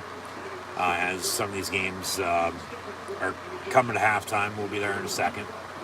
But, you got to capitalize off this now. You got to score. I don't care if it's a field goal. You got 80 yards to go, though, no doubt about it. But I don't care if it's a field goal. I'd like a touchdown, but just do something. You got 3 timeouts in a minute. That's an eternity. Okay? No, but just as he talks him up, he makes a big play. Must have hurt him, I guess. And Clifford rolls out near side. Caught. That's 28, Devin Ford on the catch near side. No gain on the play, though. 3rd and 10. 55 seconds to play. Still 3 timeouts. Clock's going to stop because he got out of bounds. As they show us some Penn State highlights on one of these other games during halftime, but 3rd and 10, 21, 14, 55 seconds and 3 timeouts. They can't even move the ball an inch, let alone take any time off the damn clock before they're going to have to give them the ball back. Another empty set. So, turnover or not, they're not going to be able to capitalize, it looks like. Clifford over the middle, well, maybe they do. Maybe they will. Complete to Mitchell Tinsley. You just got to talk him down and then, have him fight back and have him make a big play. Just a simple post over the middle. He's wide ass open. Gets a first down. You got 3 timeouts. clock's going to roll. Now you're going to call timeout with 41 seconds. It'll be 1st and 10 Penn State from the 49 with 2 timeouts, up 7 here as we near halftime once again. But, I mean, after a big play like that, converting on 3rd down, get field goal range if you can. Like I said, I'll take 3. I'd like a touchdown, though. And like I said, you know, back to when it was tied at 14, you score. Okay, that's a 7-point lead, 7-point swing. You get the turnover again, maybe a 10, 14, going into halftime. Score again in the 3rd quarter. And maybe 13, 17, 21 point swing, give or take. And of course, you're playing at home. Crowd's going to be behind you. And after the timeout, another empty set. 1st and 10. And Clifford over the middle, high, incomplete. Parker Washington, the intended target. Mitchell Tinsley was behind him, but still too high anyway. I don't mind the empty sets. I mean, it's been empty, you know, this whole entire drive for the most part. But I'd still like somebody be, you know, nearby for a check down if you need to. Rather than just, you know, running to get the hell open. But, of course, if you're a receiver, that's just, you know, run your route, name of the game, just get the hell open. If you're open, the quarterback can get your ball, hopefully. So 2nd and 10 from the 49. Clifford near side, and it'll be caught. And I believe that's Brent Strange. 86 Strange for about 4, maybe 5, be 3rd and medium. So clock stops once again. Hey, they're using sidelines. Your friend in the situation, rightfully so. At least they're smart enough to know that. Other times they wouldn't, but here we are. Still got 2 timeouts, 3rd and 6 officially, 32 seconds, and Penn State's up 7, 21-14. Got to score. You got to at least get field goal range here, but they're going to have to get a fucking 1st down before they can kick a field goal. Because if they don't convert here, they're going to have to punt. Maybe go for it again. Clifford going to step up, avoid a sack, dumps it off. He should have ran. He dumps it off to Parker Washington. It'll be 4th and 2, Central Michigan timeout. He should have tucked it and ran. Why the hell is Penn State called timeout unless they're going for it? On 4th and 3, 4th and 4 again. They'll take another TV timeout, but man, just frustrating as all hell. Like, they're trying at least. They're just getting stopped. You got to give them credit on defense, no doubt about it. But, you know, play calling and then execution can be and should be 10 times better than what it is. But what can you do? You know, we're just the armchair quarterbacks. We're not coaching. We're not playing. We can bitch and complain all we want. But, man, just very frustrating. 4th and 3, they're going to go for it again. Timeout, Central Michigan? No. We play on. Clifford pass, complete Parker Washington. They get the 1st down. He doesn't get out of bounds. Clock's going to roll. 21 seconds. Well, stop for the time being for a 1st down, but he didn't get out of bounds, it looked like. Unless he did, clock will stop. No, he's tackled in. That clock should be rolling. It does. They got 1 timeout. Here we go. Trip stop your screen. Clifford looking that way. Going to step up. Deep ball far side. Out of bounds. Incomplete. So 12 seconds. 2nd and 10. They got the ball, where, around 35?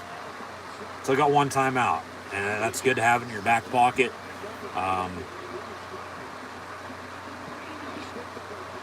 I'd go for something over the middle. I would, because it's been there all day for the most part. 12 seconds. You got 2 plays. You might want to run a screen, though, too. Catch him off guard. Got an injured Chippewa.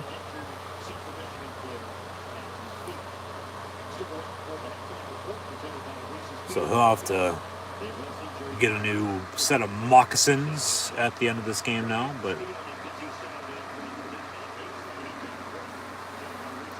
as they preview what's coming at halftime, as always, we'll first have stats and scores live right here on YouTube, so be sure to tune in then.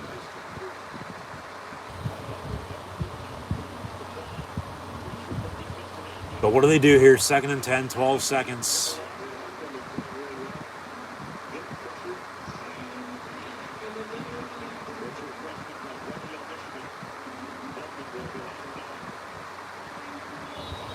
Ball to 39.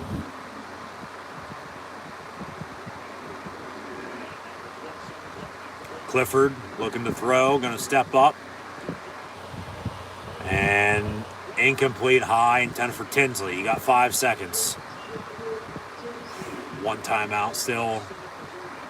If you're running a play, it's either a Hail Mary or you're looking for a quick out route right through his damn hands. Good God. Jesus Christ. Or a quick out route and get the hell out of bounds. Or if you do go something over the middle, you got a timeout. But average play is 5-6 seconds. They're going to kick it. Sanders to Haydack from 57. Oh, God. Kick's going to be up. Kick's going to be shanked. Completely left. No good. So that is how the first half ends. Yeah, so they got a kicking problem with 50-plus yard field goals, no doubt about it. I don't mind it, but you can't capitalize off of another turnover. Which the difference right now is you capitalizing off of their first interception for a touchdown, and you lead by 7 at halftime, 21-14.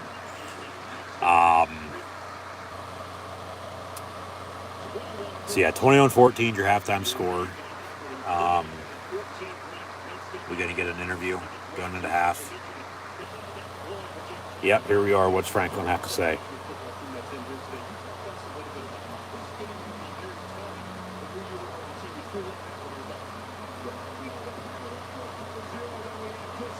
All right. Yeah. And they're not. They got to execute in general. Balance and consistency. At least they know what they need to do. But yeah, at halftime, Penn State leads at 21-14 over Central Michigan. Today is Thon Day once again. They're going to honor the 1982 national championship team shortly as well at the Blue Band out on the field. But at halftime, Nittany Lions lead by 7, as mentioned, over the Chippewas. Richardson is 15-29 for a $128 and 2 touchdowns. He also had 2 interceptions, and Penn State was able to capitalize on the one of the touchdown. They lead by 7, so that is the difference right now. They don't turn it over. We're tied at 14. Everything else goes the way it has. Nichols, Lou, 6 carries, 24 yards. Carrier, 7 for 70 receiving. Wilson, 2 of 32 and a touchdown. And then everybody else has a catch or 2 for 8-9 yards receiving. Penn State on the flip side. Clifford, he hasn't looked bad. They've just offensively, after a good start, they've stalled. You can't do that. Like I said before, you got to pedal the metal still. You can't lift and let them pass you. Which, came close to, but as they're right next to him on the highway, tied up. At least they retook a lead going into halftime, and they'll get the ball back to begin the third quarter. But you got to be able to capitalize. I get with the time, okay, minute 5, 3 timeouts, but you can't even get any closer than a 57-yard field goal, let alone score a touchdown. Just frustrating. They only have 52 yards rushing as a team. 39 of those belong to Katron Allen. Singleton, 8 carries for 13 yards. So, Clifford's 15-25, a $153 and 2 touchdowns. Allen, 6 for 39 and a score on the ground. Singleton, 8 of 13. And then, Parker Washington stepped up. He leads the team in receiving here at halftime, 5 of 44. Brenton Strange, 4 of 39 and a touchdown. Mitchell Tinsley has 2 catches, 34-yard receiving and a touchdown as well. Harrison Loss, the third, 1 for 26. Theo Johnson, a catch for 11 yards. But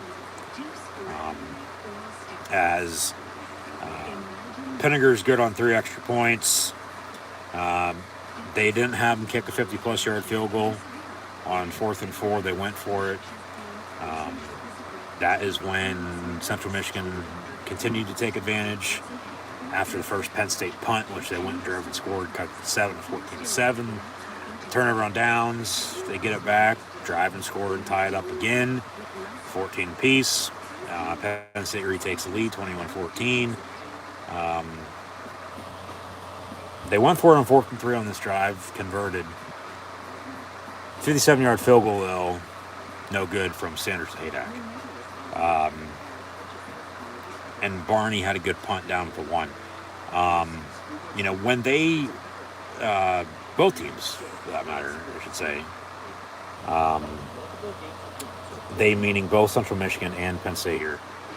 When Central Michigan has good starting field position, just like Penn State, they ain't able to get a good drive going. When not, nothing. Same thing for Penn State. Good starting field position, touchdown drives. Back inside the 20, nothing to show for it. Punts, turnover on downs. Luckily, they haven't turned the ball over yet, but they're 50% on 3rd down. I mean, they lead in every other category. Refs are letting them play. They're up by about a minute or so with the time of possession as well. So 21-14 is your halftime score with Penn State on top of Central Michigan. But they'll give us some highlights. They're going to honor the 1982 National Championship team as well. That kicked off the season with a win over Temple, 31-14. They also beat Maryland and Rutgers, of course, now 2 Big Ten East opponents, along with Nebraska. Alabama was the only loss. They went down to Tuscaloosa and lost by 3 touchdowns, but then 7 straight wins and a Sugar Bowl victory against Georgia Bulldogs for the national championship to win the 1983 Sugar Bowl, the 1982-83 national championship, with their only loss at Alabama.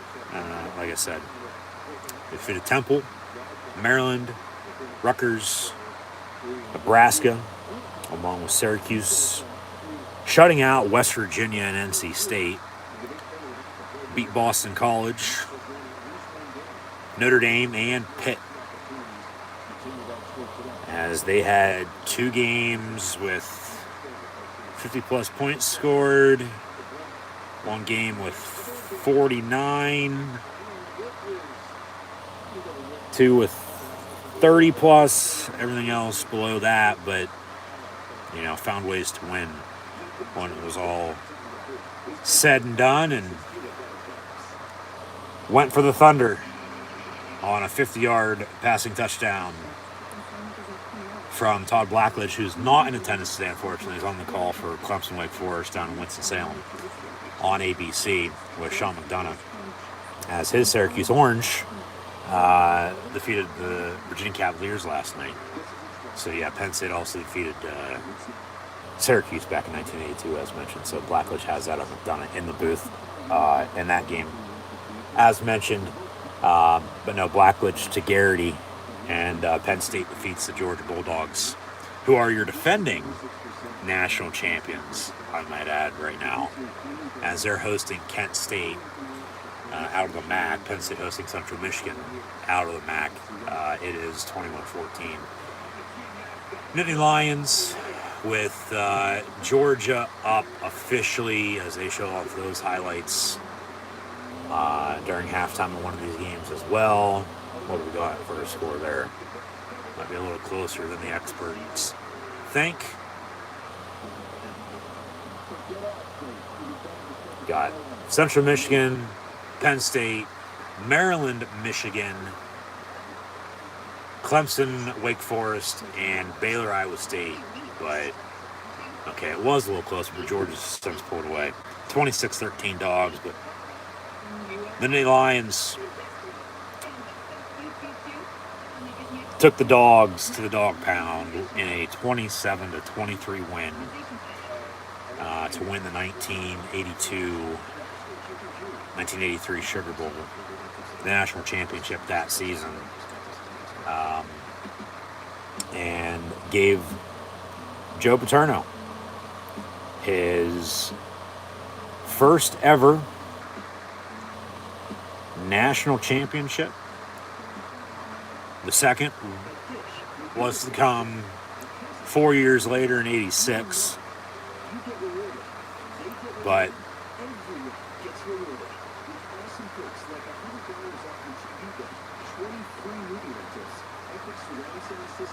they put Herschel Walker in his place and put Georgia down like the dogs they are in a 27-23 win from the Superdome down on the Bayou. And in the meantime, like I said, they're honoring the national championship team here at halftime. But in the meantime, take a look around what's going on in the rest of college football here today. Got about a dozen or so games on right now at high noon.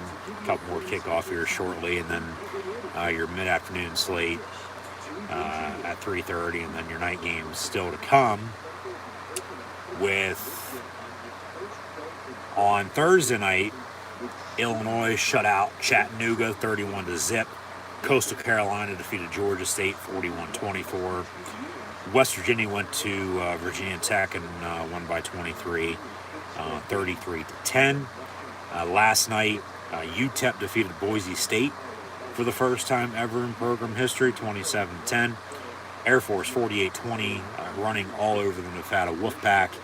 And then Syracuse ended up winning after blowing a lead, but then coming back and kicking a game-winning field goal 22-20 over UVA, as mentioned. But in the meantime, right now in college football, the number one Georgia Bulldogs, as they were in that national title game against Penn State back in 1982 before the blue and white defeated the Dogs, they're on top of Kent State right now at the half, 26-13. Michigan, Sensory taking the lead, 17-13 on top of Maryland at the half. Clemson leads Wake Forest in a top 25 battle in the ACC, 20-14. Of course, from Happy Valley here, Penn State 21-14 on top of Central Michigan at the half on the Big Ten Network. And these are, in fact, my live watch long reactions live right here on YouTube. So thank you for tuning in and listening. We'll get back to the video with pitcher live watch long reactions next week, so stay tuned for that. Baylor, Iowa State, 17-14 early third quarter. Pitt leads Rhode Island by 10 at the half from Heinz Hill down to Steel City, 24-14. Penn State's opponent last week in the Auburn Tigers, another home game for them on the Plains. They host Mizzou. They are tied at 14 at the half. Mississippi State 31-7 over Bowling Green. TCU, Sonny Dykes getting the better of his former Mustang squad, and SMU 28-14 at halftime as well. These next three games are also at halftime, I might add. Kansas 21-13 on top of Duke. Louisville shutting out South Florida 28-0. Whereas Buffalo and Eastern Michigan are in a shootout 30-24 at the half. Still to come though, coming up shortly, UCLA and Colorado. UMass will play at Temple from the Lincoln Philly. Fordham at Ohio. We'll go to Eastern Tennessee for the Gators and the Vols. From West Texas and Lubbock, the Horns and the Red Raiders of Texas Tech. Middle Tennessee State and the U. The Golden Domers of Notre Dame, the Fighting Irish, will be in Tar Heel country taking on Carolina. Minnesota at Michigan State. Indiana will be in Cincinnati. Today's question of the day on social media is James Madison and Appalachian State. So you should go vote on that poll. You can also let me know in the comments below who you think is going to win that game, along with the Central Michigan game, with Penn State on top by 7 1/2, 21-14 once again, as mentioned, along with all these other games going on in college football this Week 4, final Saturday in September 2022. And once again, thank you for tuning in and listening. Toledo will be out in San Diego taking on the Aztecs of San Diego State. FIU, Western Kentucky. North Texas and Memphis, Texas Southern, and University of Texas San Antonio Oregon at Washington State, Tulsa, Ole Miss, Georgia Tech, and UCF, Sac State and Colorado State, Arizona Cal, Akron at Liberty, Navy, East Carolina. Ball State will be in Georgia Southern.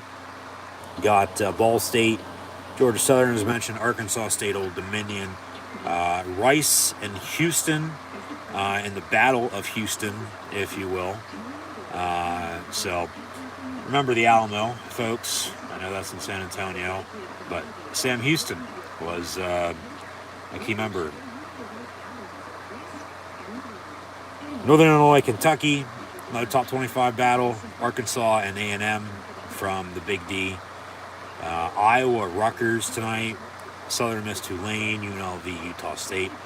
Houston Christian will be at Texas State. Marshall, after defeating Notre Dame 2 weeks ago, they lose on a game-winning field goal in overtime last week. They'll be at Troy, who lost on that Hail Mary at App State last week as well. So that should be a game.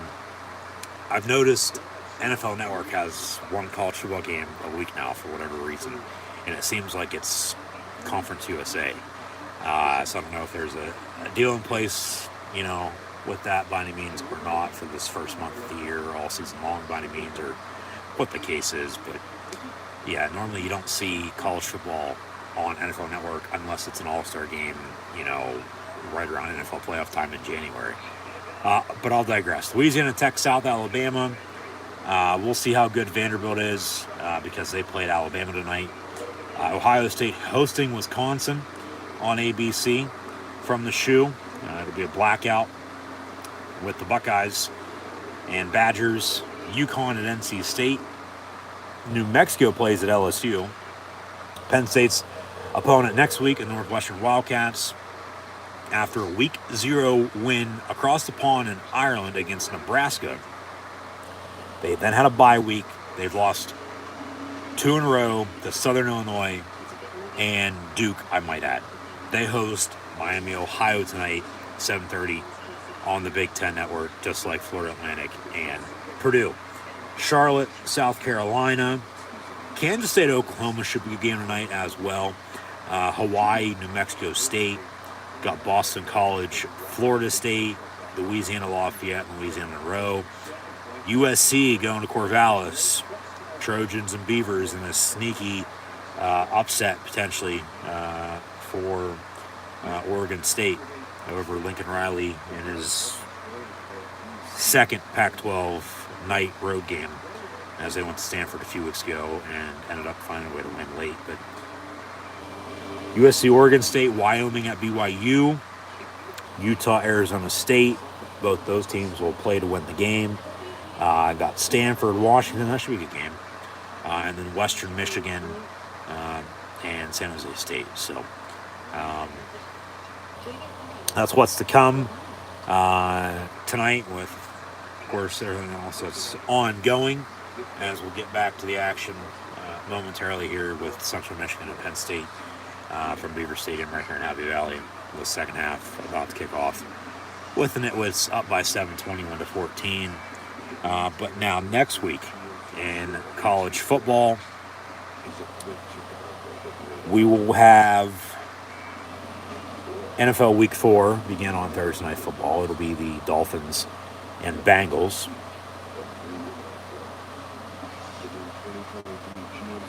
And then a few games, it looks like, for college football on Thursday and Friday as well, and then a full slate next Saturday.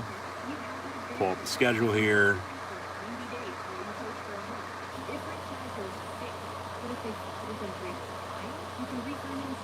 Penn State will host Northwestern next Saturday at 3:30 on an ESPN network. Probably ABC if I'd have to guess. But potentially ESPN. I don't think it's going to be ESPN2 or ESPNU with other games having already been scheduled. They're just awaiting to see what happens today, and then on a 6-day notice, for next week's game. They'll have everything set tomorrow. We'll talk about college football tomorrow as well a little bit because the AP Top 25 poll will come out tomorrow afternoon. We'll have NFL live watch along reactions as well, so be sure to tune in then. But yeah, next week we'll have Utah State and BYU on Thursday night. Tulane, Houston, UTSA, and Middle Tennessee State, along with San Diego State, Boise State.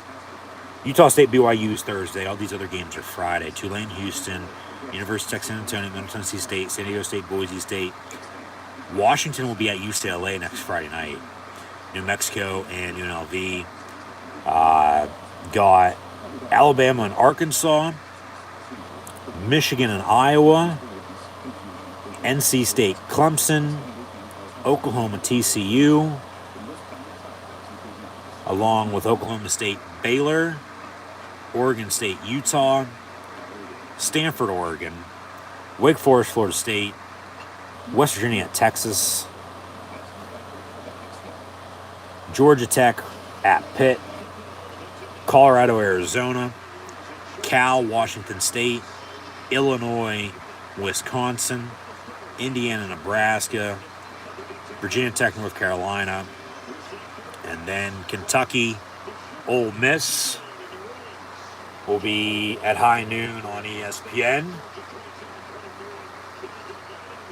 as there is the 1982 Penn State National Championship team. Yeah, Michael Zordich, he's the defensive backs coach for Central Michigan, so, you know, full circle with him in attendance as an assistant of the opposing team, but then to be honored on the field for the team he used to play for. They honor the 1982 national champs. I believe that was 40 years ago. But as we begin this second half now, the 1st and 10 Penn State for the 25. Yeah, good start.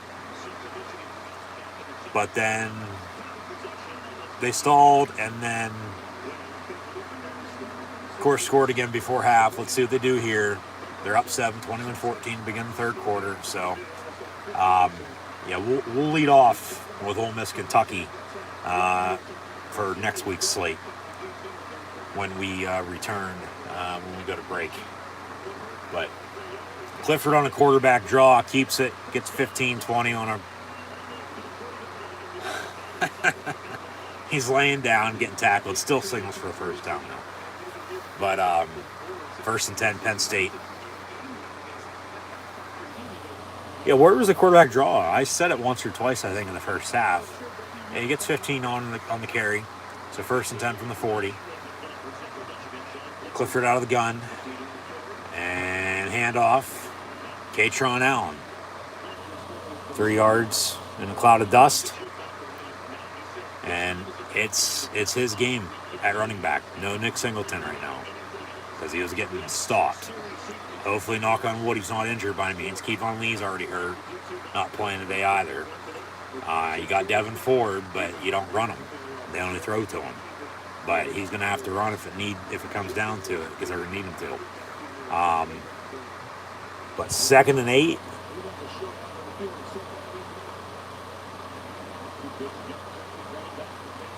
Penn State with a toss. Katron up the middle, out past midfield, inside the 40, stiff arm, 35-30, pushed out of bounds, 1st and 10 Lions.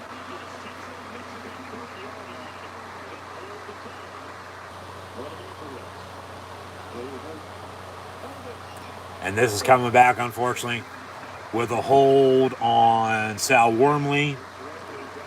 And 10 yards, I'll replay the down. Let's see a replay if it was a hold or not.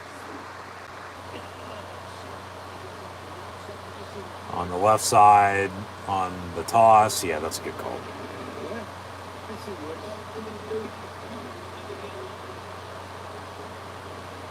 Thing is, holding, it happens in every play. It's just a matter of fact they call it or not. They did. 10 yards, replay down, so 2nd and 18. Yeah, back at the 32. Clifford going to step up in the pocket all day to throw, and then he sails it over the head of Theo Johnson incomplete. 3rd and 18. Good God.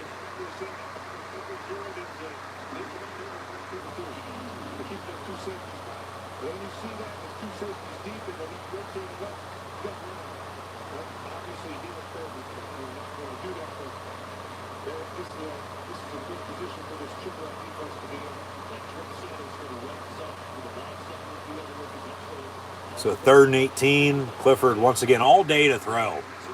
Dumps it off. Katron Allen, he gets 8 yards, but it'll be 4th and 10 and they'll punt.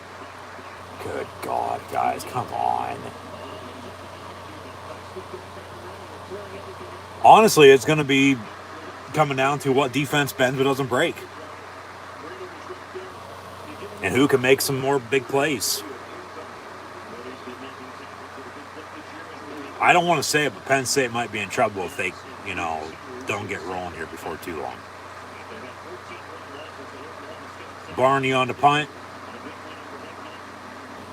Had one good, one bad punt. That's a more because it's muffed and Penn State recovers it at the 8-yard line. 1st and goal. Got a pile. This should be Penn State ball. They signal Nittany Lion football. Muffed punt, and, they luck out. We are Penn State. We are Penn State. Yeah. Curtis Jacobs on the recovery, making a special teams play. Hell yeah. Muff punt at the 12, and Penn State recovers it. Yeah, I don't know why he went to field that. He should have just let it bounce. Penn State's right there to recover it.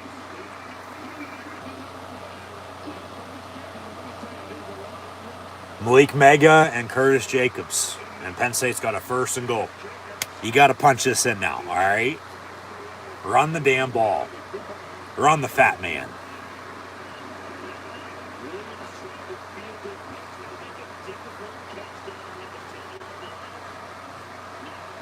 Clifford looking to throw. Slanter to the middle.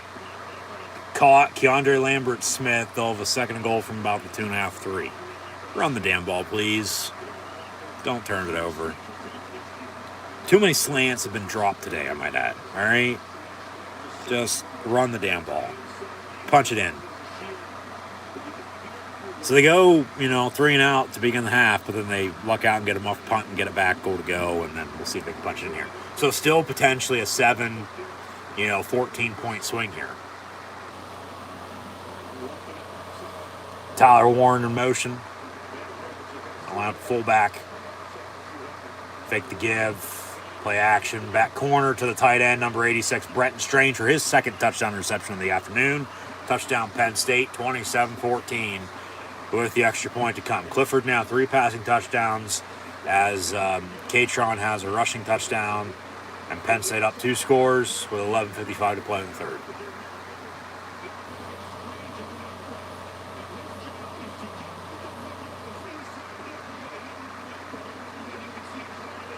Went up for it, came down with it, touchdown.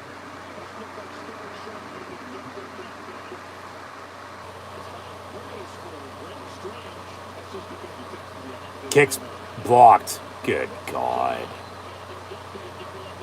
So 27-14.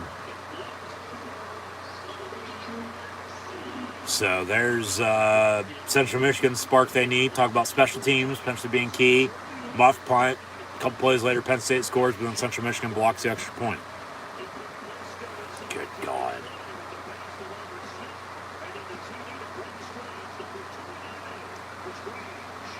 All right, 27-14, 11:55 to play in the 3rd quarter. Clifford now 18-29, a $167 and 3 touchdowns. 2 of those to Bretton Strange, who has 5 catches, 42 yards receiving. Parker Washington still leads the team in receiving, though, 5 of 44. Tinsley 2 of 34 in the score. Harrison Wallace 1 for 26. Theo Johnson 1 of 11. Katron a catch for 7 out of the backfield. Lambert-Smith has a catch for 4 yards as well. But yeah, Clifford's 18-29, 167 yards and 3 scores. Singleton only 8 of 13 on the ground. Hasn't played since early in the first half. So I don't know what's up with that. But at the same point in time, he was getting stuffed, and Katron was able to make some plays. So hopefully it's not hurt. Hopefully it's just because, they pulled him and they're running the hot hand because they're already down. Of course, Kevon Lee entering today. Katron 7 carries, 41 yards rushing, and a touchdown. Penn State leads at 27-14 early third quarter. Once again, thanks for tuning in and listening. As always, I'm your host, Encyclopedia Sports, Cool Hand Luke 96. Be sure to like, follow, and subscribe on social media. Links in the description below. The thumbs up button. Share, chat questions and comments, super chat, super stickers, super likes, and super thanks. Always greatly appreciated. We'll continue previewing college football for next week, as all those games I mentioned just a little bit ago, technically, even though they don't have start times yet, just because it hasn't been updated. But I can tell you, Michigan, Iowa is at noon on Fox next week. Alabama, Arkansas is at 3:30 on CBS. NC State, Clemson is a reason why Penn State's game's at 3:30, but then still to be determined for the ESPN network.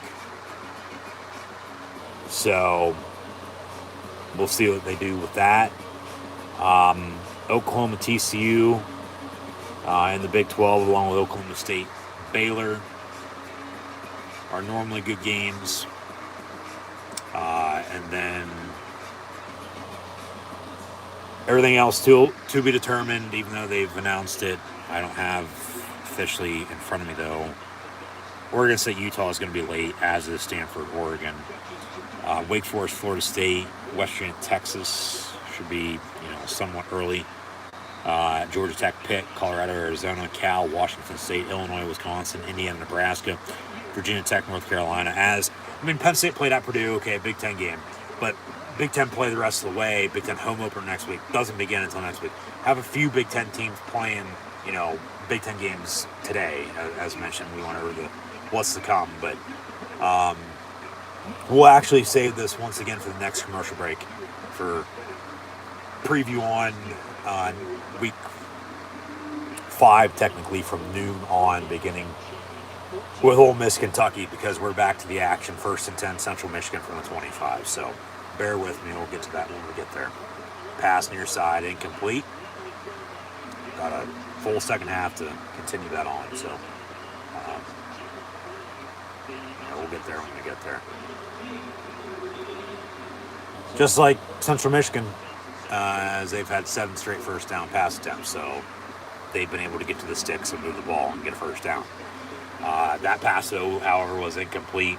It's 2nd and 10 from the 25 out of the gun, and about 11, another first down. Good God. Can you cover? Can you tackle? No. Can you stop the run? No. Just pathetic.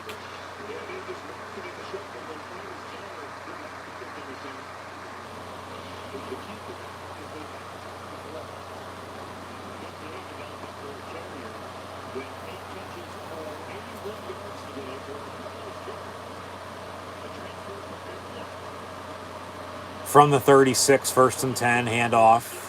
Lou Nichols for 9. 3rd and short. Or make it 2nd and short. Second and 1.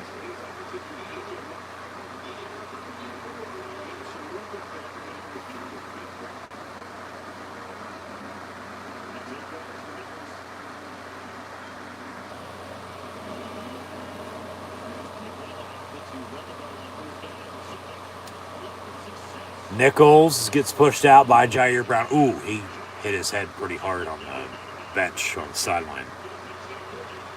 Should be all right, though. He wanted a late hit. He ain't going to get it, but stiff arm, they pushed him out. Yeah, he wanted a face mask along with a late hit. No penalty. These refs are letting him play. And, I don't mind it. But then now they, of course, fucking say after the play, personal foul, late hit out of bounds on Penn State on Jair Brown, of course. But it was a penalty. I mean, the thing is, too, with penalties, as I say, if it's a penalty, call it. If it's not, don't let him play. They've let him play at this point. Now, it's coming to a point in time like, all right, still 2-touchdown game, but, man, you got to play smarter. You already pushed him out. You don't need to shove him into the fucking stands. First and 10 from the 25. So with the penalty, they're knocking on the door. Give them 3 yards. They're going to take advantage of it. Lou Nichols up the middle and almost close to another first down run for Central Michigan. Good God.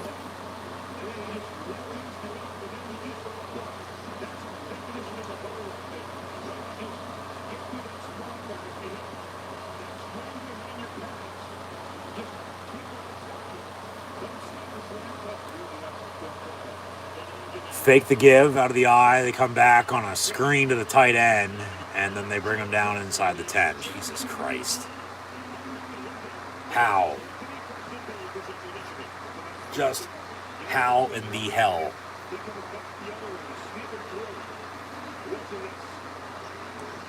Yeah. They went near side, came back on the fake, went far side. Watch, they'll do the opposite on this play.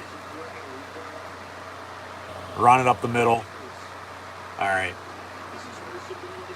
At least they stop it after a yard. But, I mean, they should be able to get a field goal if they can't score here.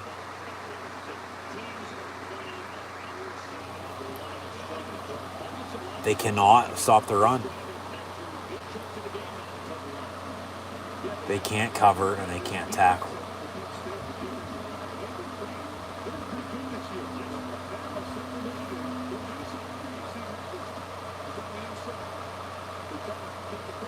From the 6, second and goal, over the middle, caught, touchdown, Central Michigan. Got a flag on the play, though, I guess. But, yeah, it's going to be a touchdown for the time being, says John Locke. Pass interference on the offense. They take the touchdown off the board. They'll replay the down. It'll be second and long. All right. So still 27-14.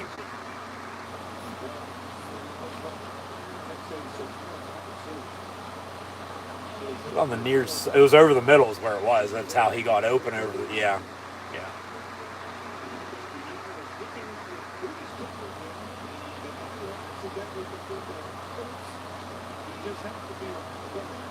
So second and goal after the penalty, but second and long. Ball back at the 21.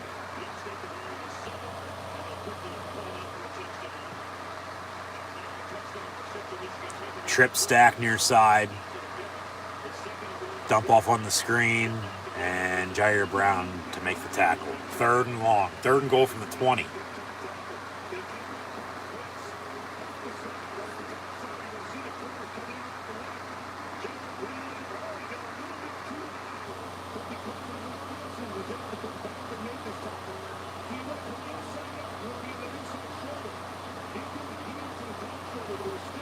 Still able to make the tackle, though, and that's third and goal. Big third down for the Penn State defense again. You got to force a field goal. Get no turnover, maybe. Chop Robinson. That's a fucking hold. And then it's incomplete near side. We throw the damn flag.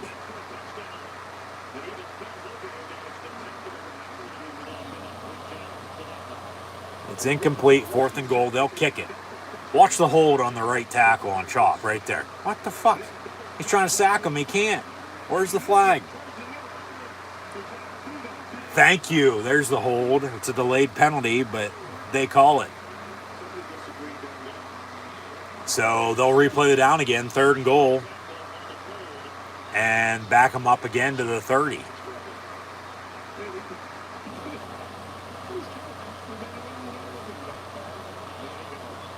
Just don't give up a touchdown now, because you had them fourth and goal at the 20, incomplete, kick a field goal. Now 3rd and goal from the 30. Maybe get a turnover once again. Come on. They'll bring 4. Over the middle, it's caught, but they're going to bring them down to the 4. So it'll be goal to go from there. Maybe they go for it. They might kick it. They want to go for it. They're going to go for it, it looks like. I mean, I'd take my points on the road. Go down 10 midway through the 3rd quarter. You're playing good. But, yeah, that hold's helping, but it's hurting Penn State now because they just give a big play. And now Central Michigan's going to go for it, 4th and goal from the 5. Remember, they're already 2 for 2 on 4th downs today. So out of the pistol. They're going to pass. Trop Robinson gets to him. And while he throws it away, it's caught by Kalen King, but way out of bounds. So Turner run downs. And 1st and 10 Penn State from the 5, up 13, 27-14 with about 7 minutes and change to play in this 3rd quarter. Yeah, 7:15 officially. They're going to get the ball back. Turner run downs. Monty was sacked. He threw it away. It was picked off, out of bounds, so still Penn State ball. But they luck out. They get off the field on defense there, and they're going to get it back. Just hopefully they can run the ball here. With a lead at home, work some clock, and, get out of Dodge, healthy and with a win. And get to Northwestern next week. And then to the bye week, right at the perfect time, middle of the season. And then it'll get tough from there. You got to go to Michigan. You get Minnesota. And you get Ohio State. And then you get into November. With your season going to be won over the next 2 months. So they're 3-0. Should be 4-0 here shortly. Could be 5-0 next week. Going in the bye, but still got to take care of business here. It's never easy. I don't care, who you're playing. Never easy. But, yeah, hopefully with a lead here, midway through the 3rd quarter, and get the ball back and have to go the distance. But hopefully they can run the football with some speed and move it. Get a field goal out of it if it comes down to it. Score another touchdown. As long as at the end of the day, you win. You're 4-0 at the end of September. And then you go from there. Because it's still one play, one drive, one game at a time. But we'll see. We'll see the do when we come back here. But back to previewing college football for next week, as we've already gone over what's ongoing right now and what's still to come tonight. Next week, though, Kentucky and Ole Miss. What the fuck? The All-State Mayhem moment. That dude just ran a 20-second 4-yard dash with a big white ball. Yeah, think fast, run fast, as mentioned at the start. Maybe we'll get to see Chad Powers if Penn State does, get this game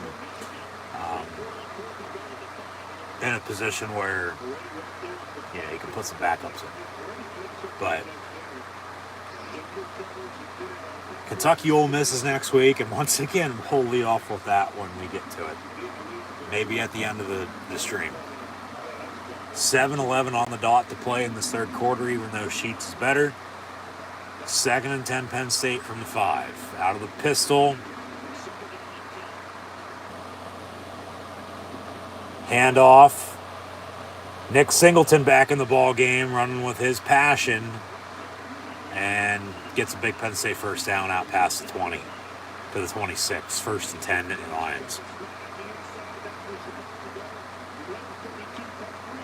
His first carry since early in the first half. So 9 for about 40 now, give or take. Yeah. Power. Lowering the shoulder and not afraid to get hit.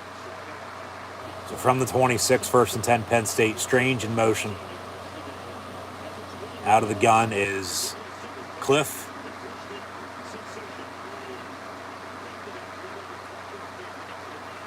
And handoff 2 yards, make it 2nd and 8.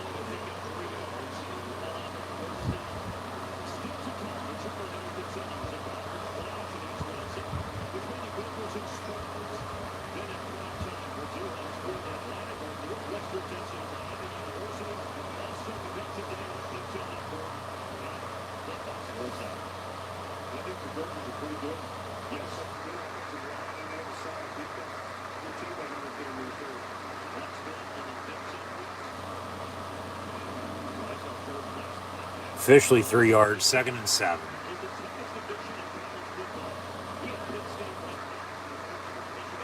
Clifford, all day to throw again. Far side, caught by Tinsley at the 41. So they'll give him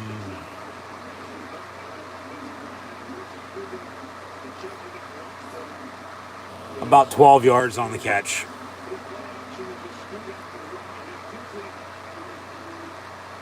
Yeah, good read, good pass, good catch, fake the give, roll out, complete to Parker Washington out past midfield. He gets out of bounds inside the 40, another 1st and 10 for Penn State. Just keep it going. Big wheels keep on rolling.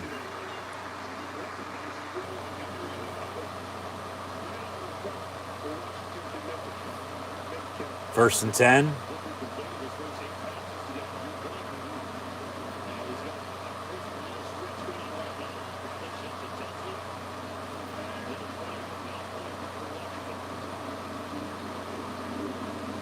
Clifford going to step up, run, jackass. It's coming back anyway for a fucking hold. Maybe a flag for a pass interference, but incomplete 10 for Strange. They'll replay the down. It'll be 2nd and 20. God damn it. Holding on who? On Tangwell, left guard.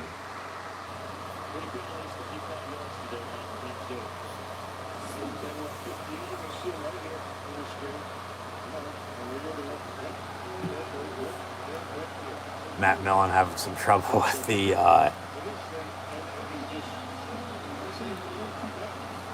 telestrator today, but technical difficulties across the board.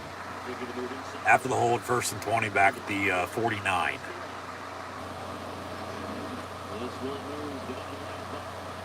Clifford stepping up. And, well, he decides to run, but a little too late there for 2, be 2nd and 18. Good God.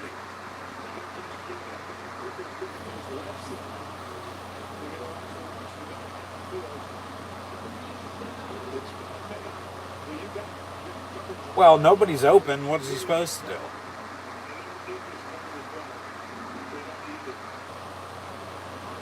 So 2nd and 18. That's why you got to have somebody, there to check it down to on the screen.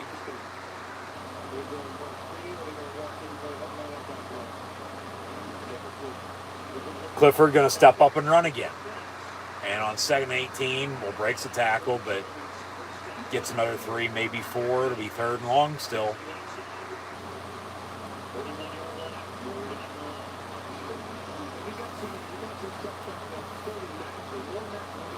More manageable than it was, no doubt about it, but still just 3rd and 13 ain't 3rd and 3. You're putting yourself in a hole because of the penalty. When you had a good play.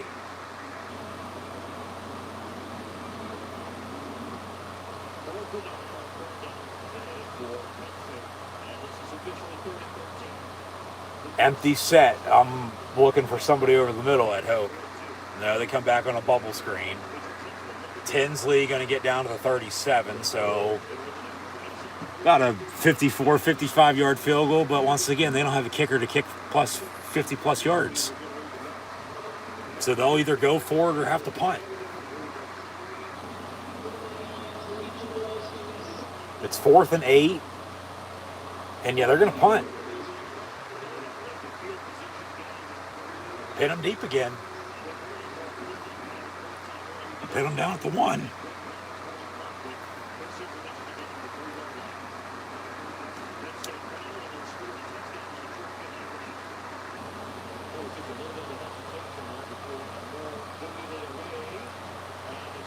Down at the 5 is not half bad either. No muffed punt like it was before halftime.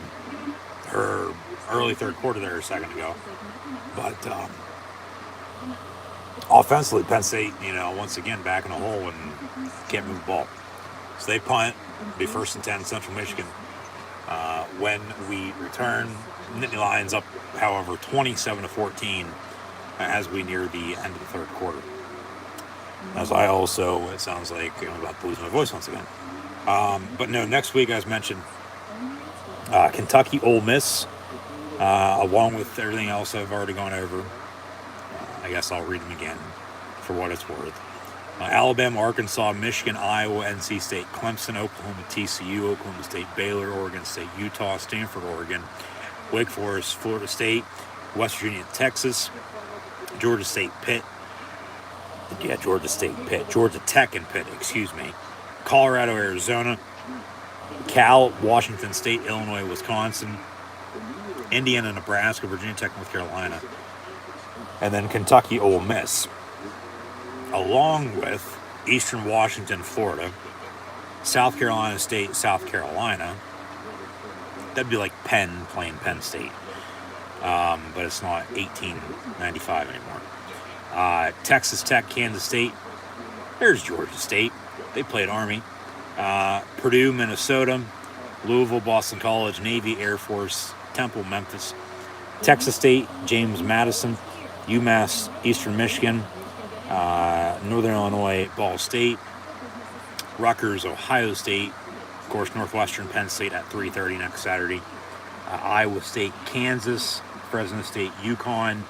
Michigan State, Maryland, SMU, UCF, Central Michigan will play at Toledo, Bowling Green, Akron, Miami, Ohio, Buffalo, Ohio, Kent State, Citadel, App State, Gardner-Webb, Marshall, A&M of Texas, Texas A&M, Mississippi State, should be a good one, Georgia Southern, Coastal Carolina, Florida Atlantic, North Texas.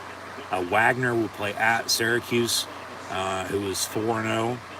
South Alabama, Louisiana Lafayette, Liberty at Old Dominion, New Hampshire, Western Michigan, UTEP, Charlotte, LSU at Auburn next Saturday night. Could potentially be the nail in the coffin for Brian Harsin. As after LSU Auburn back in 2016, that was after Les Miles got fired. So maybe on the flip side, they'll do the opposite now. East Carolina, South Florida, Cincinnati, Tulsa, Louisiana Monroe, Arkansas State, Troy, Western Kentucky. Georgia will be at Mizzou, Virginia, Duke, San Jose State, Wyoming, UAB, Rice, Florida International, New Mexico State, and Arizona State at USC. But in the meantime, 3 yards, another 3, maybe 4 yards, third down, and manageable for Central Michigan here. Minute 40 and counting to play in this third quarter. Fast-paced, fast-moving third quarter, I might add.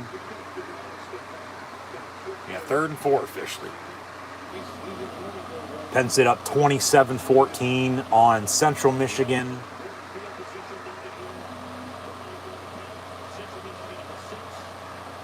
Michigan still 17-13 on top of Maryland. Wake Forest leading Clemson 28-20, and Baylor on top of Iowa State 24-14. Pass incomplete, almost picked off by Joey Porter Jr. Incomplete, 4th and 4, and just like Penn State punted 3 and out by Central Michigan, they'll punt as well. Penn State getting the ball back, up 13, 27-14, as we're about to end the third and enter the fourth.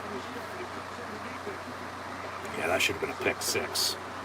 He's got to get both hands out there, not one to bat it down, but at least he batted it down. It's incomplete, and still made a big play, because if not, if he goes for the pick 6 right off the bat, well, maybe they give up first down and they steal the ball here. So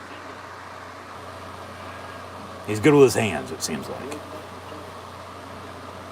Let it go. Out of bounds. Round midfield, Penn State with 1st and 10.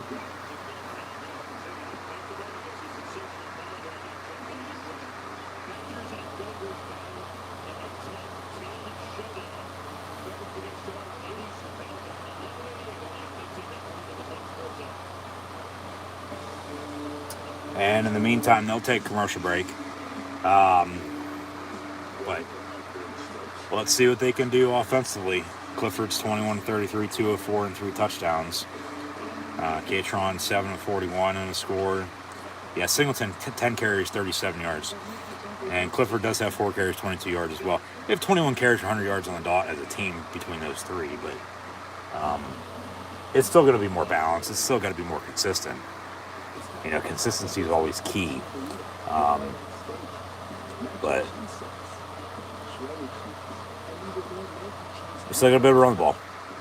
And, you know, Parker Washington still leading the team in receiving. I do believe I'm not mistaken. 64 yards receiving now. Yeah. 664. Tinsley 5 of 51. But Keandre Lambert-Smith has a catch for 4 yards. Harrison Wallace has a catch for 26 yards. Like, okay, they've gone to Brenton Strange 5 times for 42 and 2 scores in the red zone. But when you have the depth you have at receiver, and you have a solid 2, Tinsley's truly your number 1. You know, Parker playing better today, though.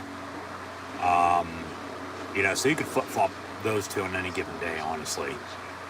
You know, Keandre Lambert-Smith needs to step the hell up. But then, you know, from 4 to 8 for your receivers. You know, Harrison Wallace, Amari Evans, Jaden Doughton, you know, Saunders, along with Malik Mega. Liam Clifford had a catch earlier.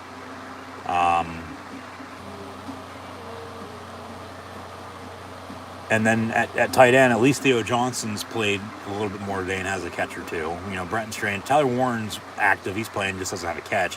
But they have Dinkins and Cross as well. Offensive line has had a few holds. They haven't looked that bad. You know, defense, early they were getting off the field and they weren't. Now they are again. So, like I said, what defense bends with a break? Penn State with a lead at home. I mean, by God, you would think they'd be able to run the ball or work the clock and run away with this game and, you know, have it be over here within the next half hour, 45 minutes or so. Under a minute to play in the third, 27-14 Penn State.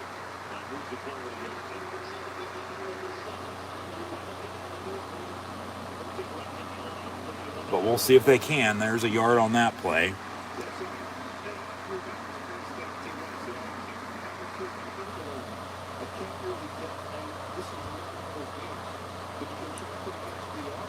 Yeah, it's true. They took a back step today, no doubt about it. It seems like Catron Allen on the run inside the 30, 20, 15, 10, pushed out of bounds there. 1st and goal. He might have a fucking 100 yards rushing today now. Keeps it up. Gonna be 8 carries. As that officially went for, or make it 9 carries.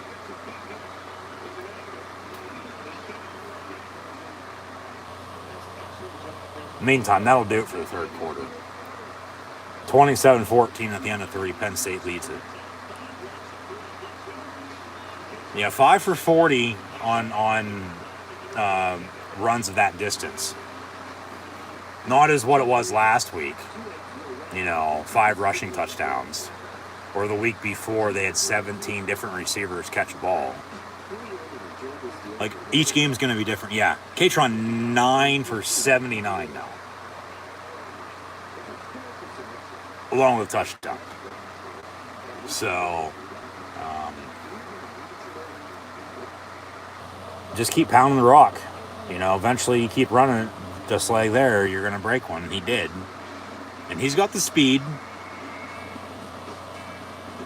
You know, him and Singleton, they're 2 different running backs, but they're more alike than they are different, I think.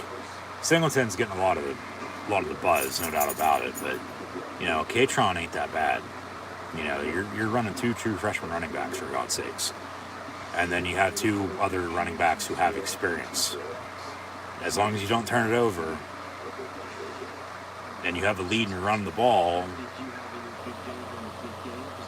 like if they score here, place going to empty out. Like everybody will start, hitting tailgate scene and leaving Happy Valley before everybody returns for homecoming next week. In Beaver Stadium, the Penn State Board of Trustees a month ago had said today for Central Michigan that they were going to test, because they have never, to this point in time, ever in history, at Beaver Stadium for Penn State football, they've never sold alcohol. They're going to test it today. I don't know if that's still true, though, because yesterday the board approved full-time moving ahead. They just don't have an official start date for it yet. Might be next week for Northwestern. Might be the whiteout against Minnesota. Might even be Ohio State. But it should, be by the end of the year. They're going to, start selling alcohol at Beaver Stadium for events. And Pat Kraft, of course, the new athletic director, has also stated that the stadium, with 110,000 seats, by God, should be also be used more than the 7-8 times per year in the fall for Penn State football, and rightfully so. They've only ever had one concert at the stadium, and that was a good 5 years ago. Honestly didn't go over as well as they, would have liked to, but, well, if you would have actually brought somebody in who is more popular in everybody else's eyes other than yours, maybe it would have sold better, and maybe, you continue to, have stuff, but, I get back in the day why they never did, because Joe never wanted to, have the turf get ripped up and then replanted, slant over the middle, caught by Tinsley at the 2, first and goal, Penn State to begin the 4th. But honestly, whoever the hell you're bringing in is going to be, paying you to, put new sod down after the fact, after the show. They go hurry up, first and goal from the 2, and they punch it in, touchdown Penn State. Because, of course, you're paying them to, play, through the booking agent. But, at least for Pennsylvania, you got to go to Pittsburgh, Hershey, or Philly for a stadium show. You do have the Bryce Jordan Center, and they bring in acts. But, when you have a 110,000 seat stadium, for God's sakes, and, the Shoe and the Big House and other Big Ten stadiums, along with other, college football stadiums, having shows and also selling alcohol, why aren't you? Until now. Now they will be. 5 people voted no, but it still passed, so who fucking cares about them? They're going to go for 2, 33-14. See if they can convert on 2, unlike they did against Illinois last year in the 9 overtime game. They don't either here today, so 33-14 is your score with about 30 seconds into this 4th quarter. So, all right. Yeah. Clifford with a sneak. And Penn State.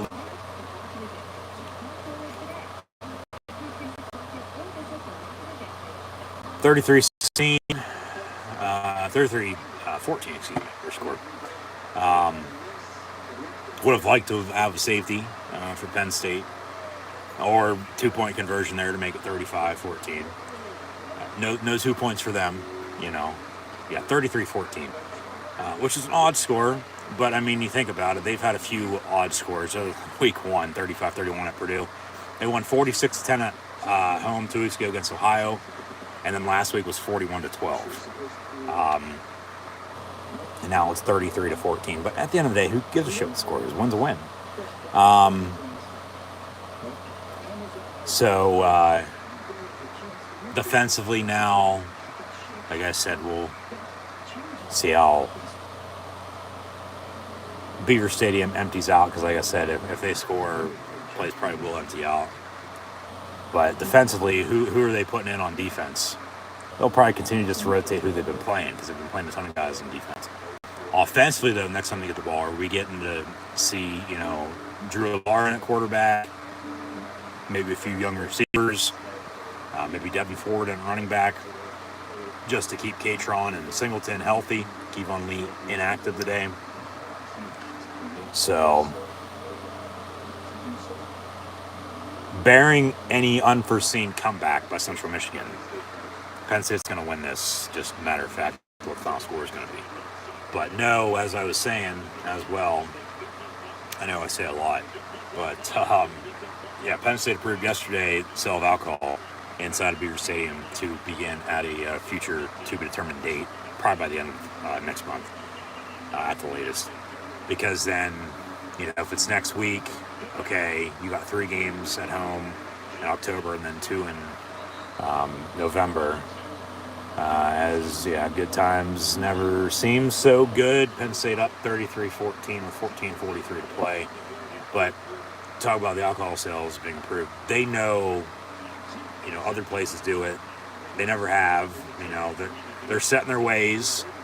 But, as I said, though, too, well, we can do it, but we can do it better now. Like, all right, whatever that's supposed to mean. But they know the money factor. And, just do the math. 110,000, give or take. They're not setting up anything near the student section, but the kids can't walk. They can also buy alcohol with their meal plans, so I found out. Which I'm like, all right. I guess it's going to be 5 different types, 3 domestic, 2 specialties, pounders, 16-ounce cans for $10 a pop, $12 a pop for the 2 specialty beers, whatever those would entail. But I mean, that's actually, concession-wise, not that bad, because you go elsewhere, you're paying more. But at the same time, they know people are going to buy. They know they're going to make their money on end. It just, I don't know what's taking them so long, to get to this point, and old timers being set in their ways. It still passed, even with 5 no's, and because today they were supposed to run the test. Like I said, I don't know still if they still ran the test, even with it being approved yesterday or not, but in the future, moving ahead, just don't know exactly when it starts. They'll be serving beer. So we'll see what people think about it. It's not like they're not drinking before the game, let alone drinking in the game if they bring something in with them, because I've seen that. It's like nobody cares at the end of the day. Do what you fucking want, Everybody thinks their opinion's always right, and they want to be a fucking Karen. It's like, get over yourself, bitch. From the 40, 1st and 10, Central Michigan. And Jacobs on the tackle after a 5.5, 6-yard gain. Drew Lahr starting to warm up on the sideline for Penn State as well, so it looks like Clifford will be done. Next time Penn State's on offense, and he'll be in a quarterback. And we'll see who's on running back and receivers and who's playing on the line and such. But you still got to be able to stop them here because, game ain't over just yet. But that was in the news yesterday. 2nd and 4, they get a 3-yard run. And it'll be 3rd and 1. But it's like, at least, new management, new administration, new president, new AD, they have their head on straight and they want to do this and do that.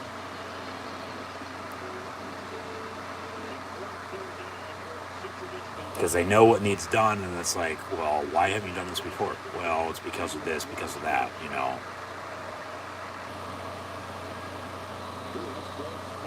They'll get the first down. They'll move the sticks. Because talk about potentially bringing in, concerts down to Beaver Stadium. They could be bringing in all the headlining acts that they bring in for the BJC, for a typical arena show. But then, there's artists that play stadium shows, go on stadium tours, so that list is as long as the other, if not longer.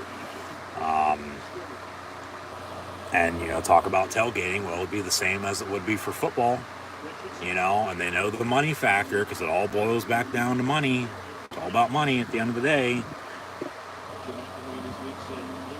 So, because I don't think they've replaced the turf, at least that I know of publicly, unless they've done it privately and it hasn't been said, since 2015 after all the rain that they had in the first month of the year. And then, of course, continued on, but they had already replaced at that point with new drainage.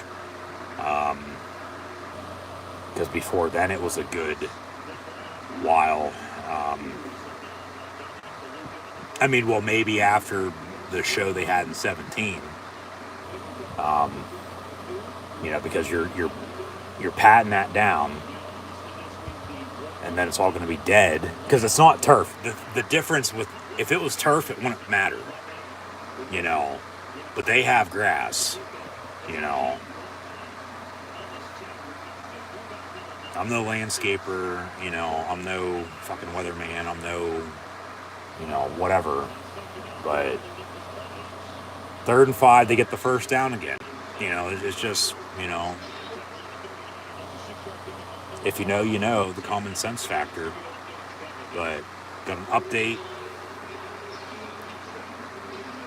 Actually, I guess not. But under 11 to play, 33-14 Penn State. But yeah, so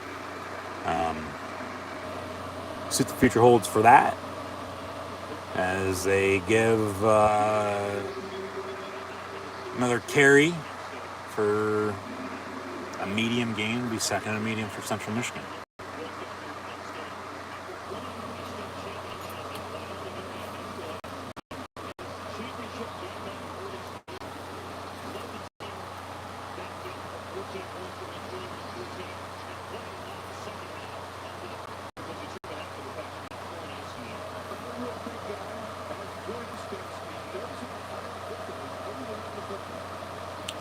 Second and 4, pressure, they hit him. It's still caught, though, inside the 20. You got to be kidding me, man. Come on.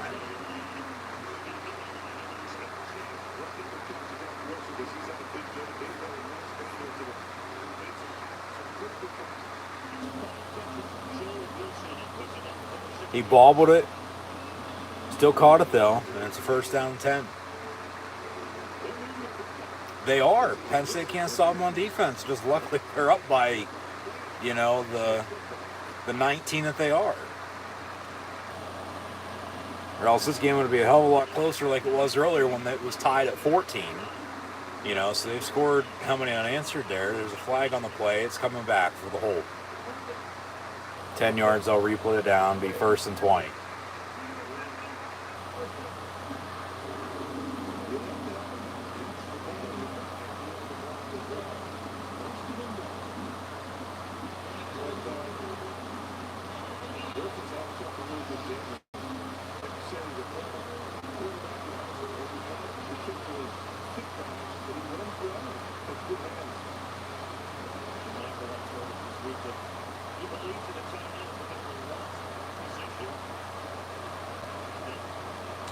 From the 28, 1st and 20. Pass caught wide open inside the 10, and he'll be in the end zone, touchdown. There's another flag on the play, though, too. Good God. This will probably be a late hit. Holding on the offense, 10 yards, I'll replay it down again, make it 1st and 30. Back at the 38.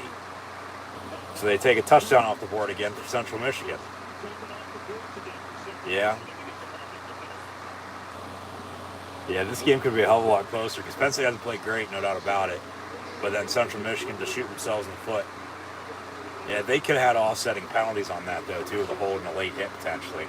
Central Michigan traveled, pretty good. They have some fans in attendance.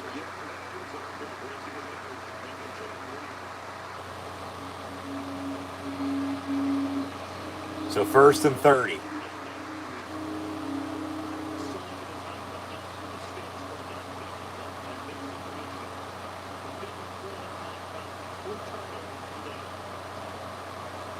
Yeah, if they don't turn it over, then bad penalties. I mean, there's a fumble. Kalen King on the pickup. Penn State ball, was he down though? I think he might have been down. They say Penn State ball. We'll see a replay, but this game's a hell of a lot closer than it is because Penn State they're still hungover from last week. I mean, I figured this much. I said at the end of last week. We'll see about next week how they start.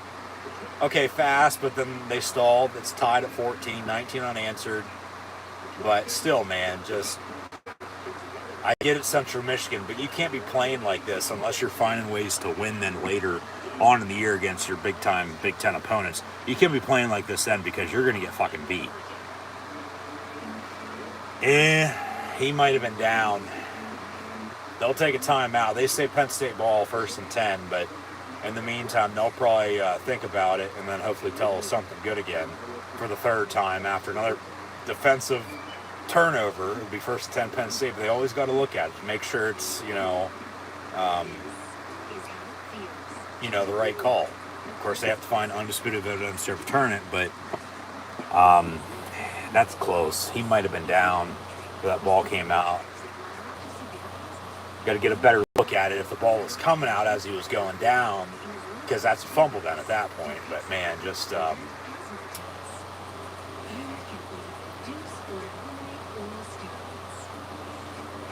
we'll see what they call. I mean, they called Penn State ball on the field, so we'll see when we return. But it looks like Drew Allar is going to be in a quarterback for Penn State. This will be his 4th game, if so. And then if he plays in any other games the rest of the way, they burn his red shirt. Because you can play in up to 4 games. This has been a rule now for, I believe, 4, maybe 5 seasons. 2018, 2019, sometime around there. You can play in up to 4 games and still redshirt. When before it was you play 1 snap, your red shirt's gone. You can play up to 4 games and still redshirt. But like I said too, it comes down to it. Maybe they got a 2-quarterback system later on this year. Both are playing good. Talk about the running game. I mean, Singleton and Allen are going to be playing all year unless, something comes up. Which, don't want to get into that by any means, but we can later if it gets there. But then receivers, like, you have experience, you have a good 3, good 4, who are above the freshman or redshirt freshman status, make it 5, even 6. So, yeah, of course they're reviewing the fucking turnover.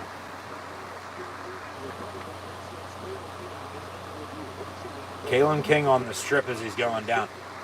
Knee down, elbow down, knees down right there. Is the ball coming out? Ball's still in his hands. Then it got stripped. That'll be overturned, and that'll be Central Michigan ball. And then the question is, what is it? 1st down, 2nd down, 3rd down? He's down. They say stands. Wow. If I'm Central Michigan, yeah. You've already shot yourselves in the foot a couple times. You might as well blow your head off at this point. Because penalties, 4 turnovers now.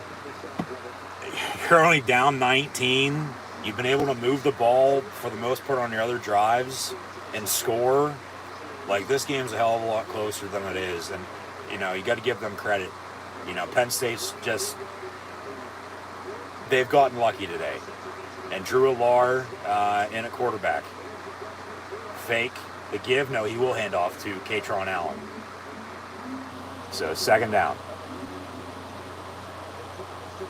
And now here's the update that we were supposed to get a little bit ago. Maryland to Michigan, we're also watching that. Michigan up by 10. Or actually make it 5 because Maryland just scored. But they didn't get the 2, so they trailed by 5, 24-19. Wake Forest leads Clemson 35-28. And Baylor 31-21 at Iowa State. As all these games are in the 4th quarter. Drew Allar looking to throw. Deep ball over through Keandre Lambert-Smith, incomplete. Luckily, nobody was ever pick it off because that was a bad throw down at that point. But yeah, Drew Aller. This is his 4th game once again. He plays in any more than this after today. Red shirt's gone. So And maybe after today, rather than Alar at number 2 quarterback, it'll be Clifford and then Vayu along with Alar and then Bo Pagula. Liam Clifford on the catch over the middle. First down, Penn State out past the 40. So that's 2 catches now for him today. 2 Ohio kids at quarterback and receiver playing for Penn State. And of course, Liam's the younger brother, Sean. Got an injured player. Good play, good pass over the middle, caught first down.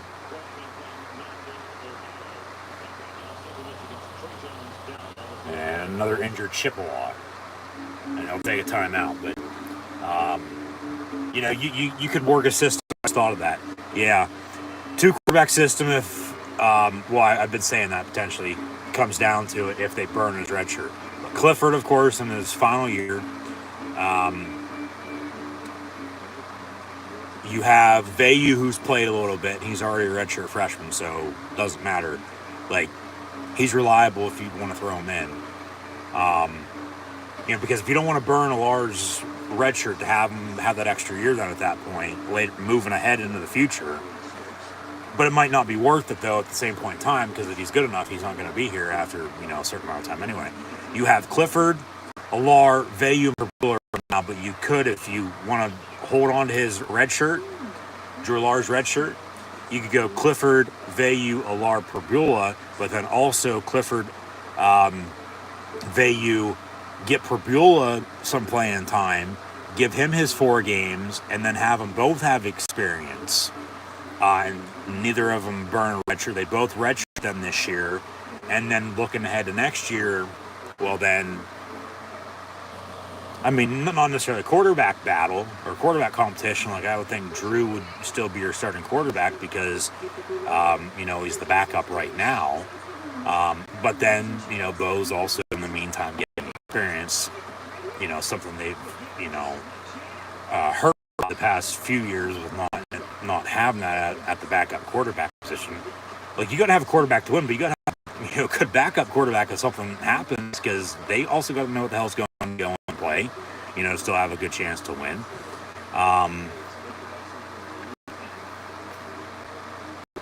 So, yeah, just looking ahead, and, they could do something like that, I guess. All 4 backs are going to play, like I said, unless something happens.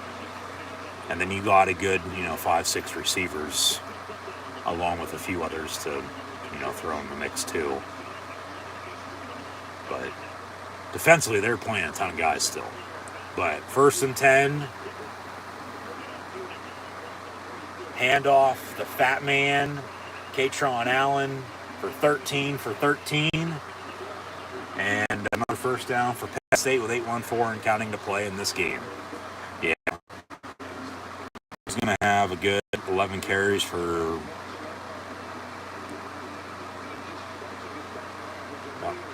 92, 93 yards or so, give or take.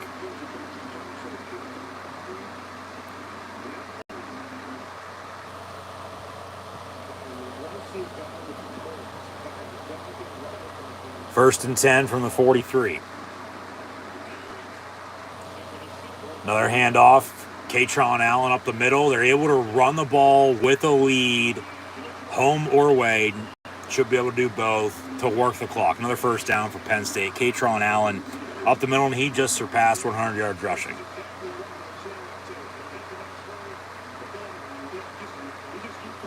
So that's after 17 consecutive games of not having a 100-yard rusher.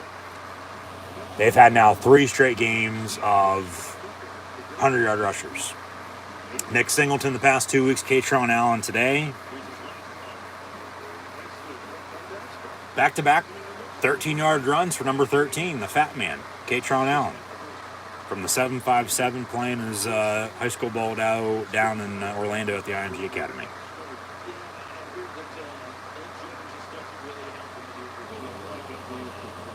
Kevon Lee's dressed. He's just not playing today.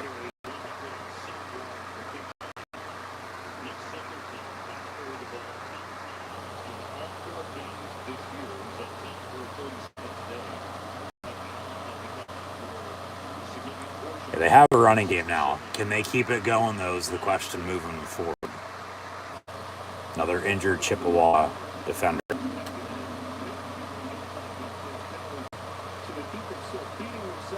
Yeah, why Central Michigan's going to lose? Because Penn State, flat out, didn't beat them single-handedly. I mean, the 14 to start the game is helping out a lot right now. Because if not, they're only up 5 right now.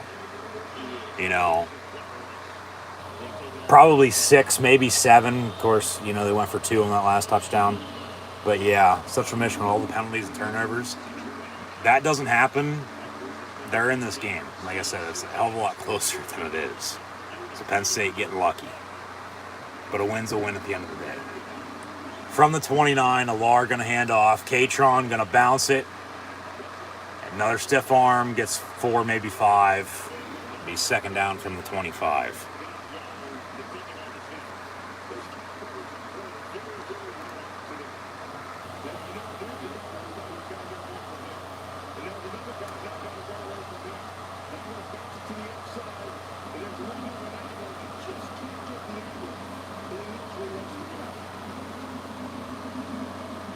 Make it 2nd and 6.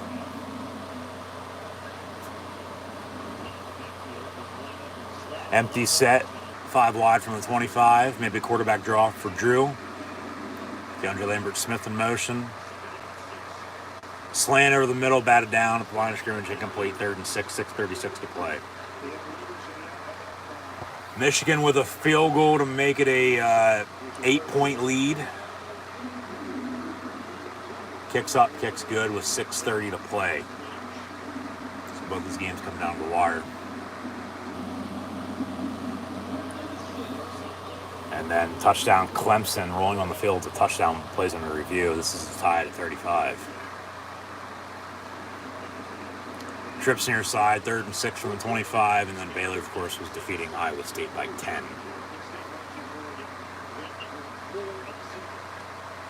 Drew Lahr. Pump fakes, come back near side, deep ball in the end zone. Intended for Mitchell Tinsley, incomplete. So, yeah, good throw. Right on the money.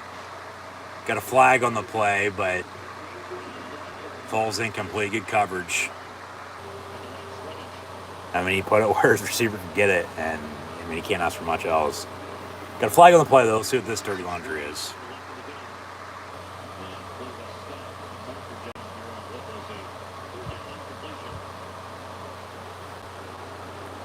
I think it's against Penn State.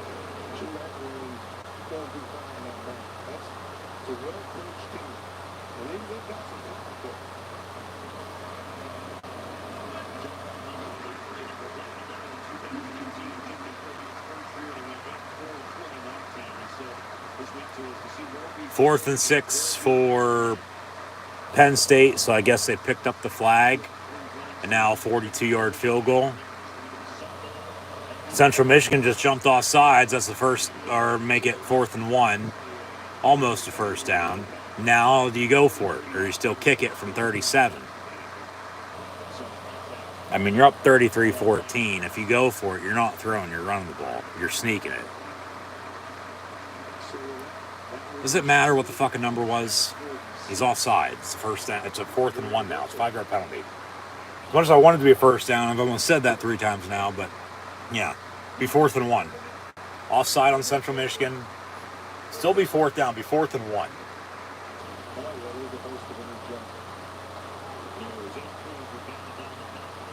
And then I don't even know if the kick was up and good anyway. But 4th and 1, Penn State bringing the offense back out on the field. They're going to go for it now. Sneak it. Drew Lahr going to be in the gun, even though he's 6'5", 240. Younger version of Ben Roethlisberger and Josh Allen, so they say.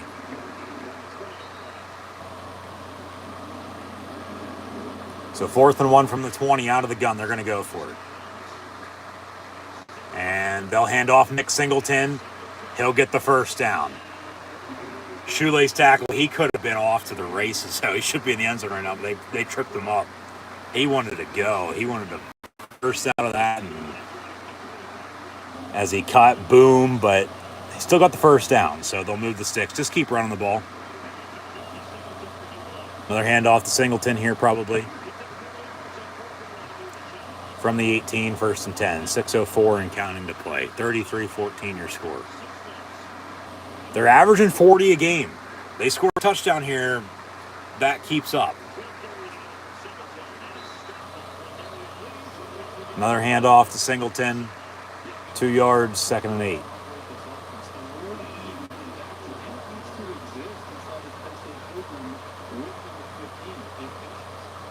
Yeah, patience is a good word to, come back to, no doubt about it. That's what Penn State football is, every game, every year. But, when you know where it can be, but then where it's at, that's the frustrating part about it.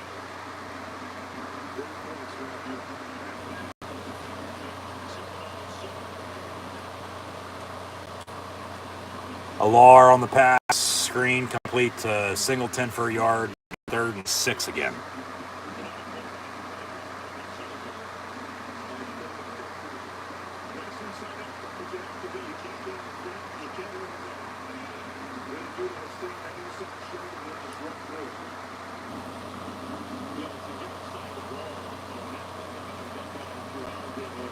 Michigan with an interception, that should do it.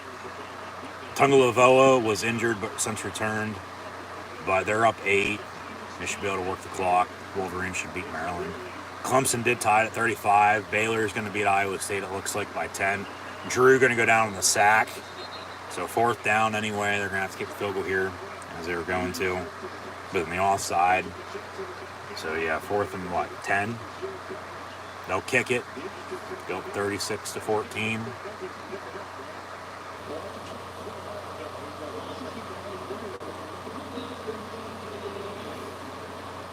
Fourth and 13 officially.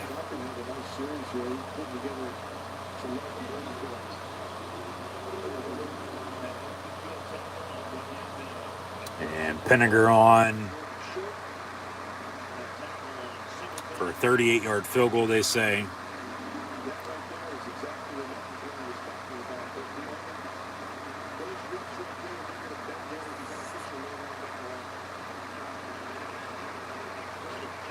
And he missed it. No good.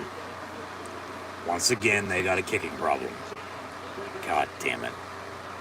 Kick's no good. 33-14 with 3.5 to play. Jesus Christ.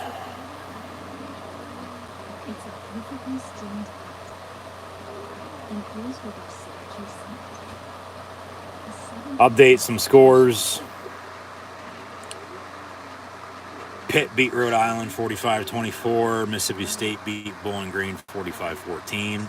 Ongoing, though, as mentioned, Georgia 39-22 over Kent State. Michigan 27-19 over Maryland. 35 apiece on ABC with Clemson and Wake Forest.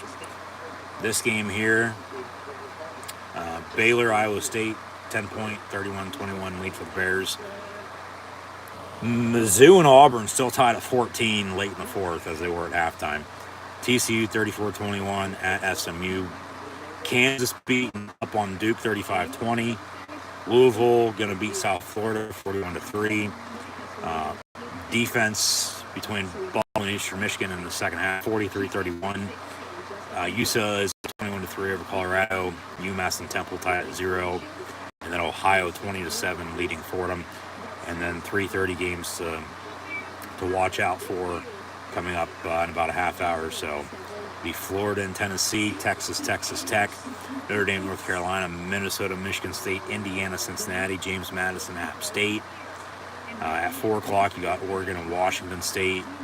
Also later on tonight, Arkansas, Texas A&M, Iowa, Rutgers, Vandy and Bama, Wisconsin, Ohio State, Kansas State, Oklahoma. USC goes to Oregon State. Got Stanford, Washington as well. So,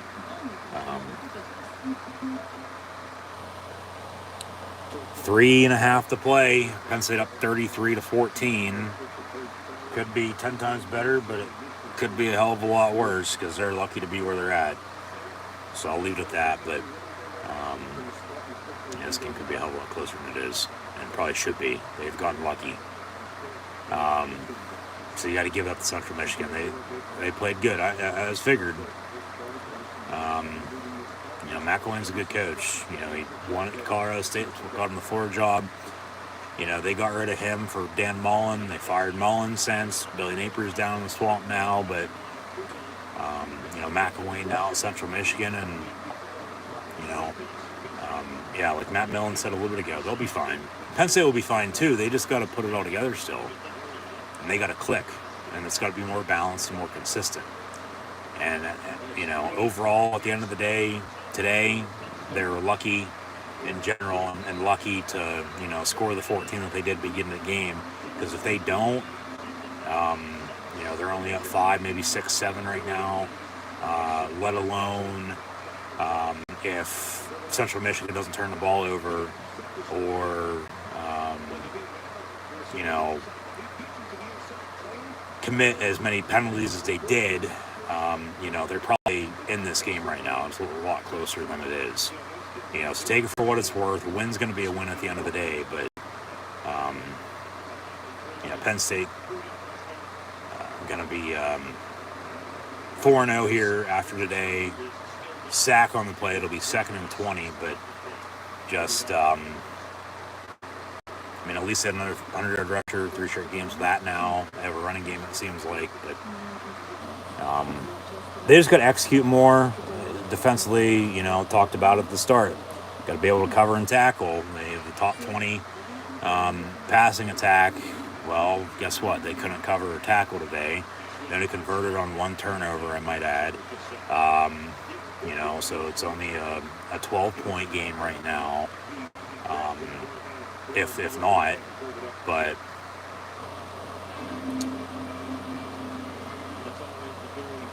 talk about all the Central Michigan injuries. Penn State, Kevon Lee injured coming in. He's dressed, but he's not playing. It's been Allen and Singleton. Just nobody on Penn State's got hurt, which is a good thing. Homecoming next week against Northwestern. We saw Clifford, saw Drew Lar once again. They're going to have to be careful, though, if they're going to want to redshirt him, because he's played all 4 games so far this year. You can play up to 4 games and still redshirt. So he plays 1 snap in any other game the rest of the year. That's gone. But play calling could be a little bit better still. They just got to execute. The potential's still there.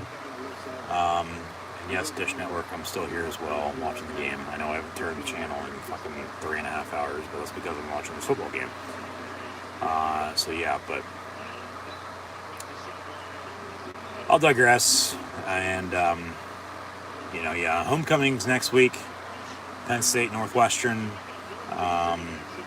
around this time next Saturday afternoon. So be sure to tune in for those live watch-along reactions live here on YouTube as well. A 3:30 kick on an ESPN network to be determined. We'll find out that tomorrow, Monday at the latest. Should know the Michigan kick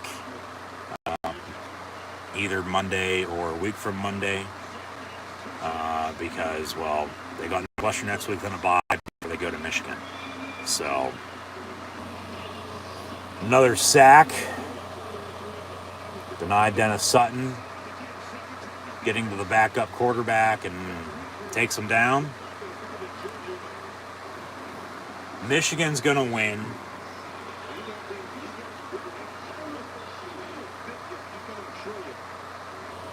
Baylor's going to win. And Clemson has the ball down 3 with 6.5 to play.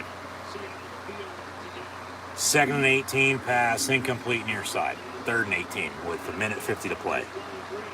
So,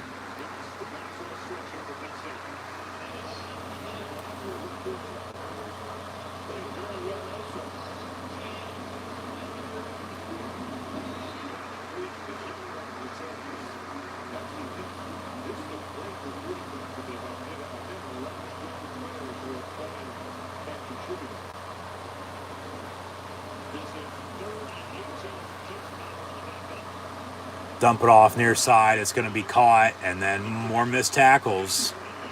He's fucking down, though. He fell.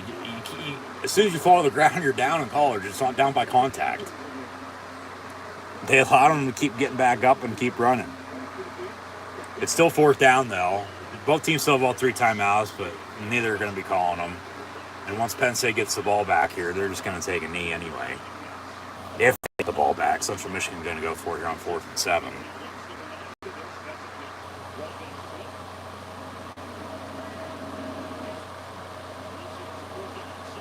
And slant over the middle, it's caught, and they can't get the hell off the field on defense to get the offensive ball to take a knee. So Central Michigan keep this drive going.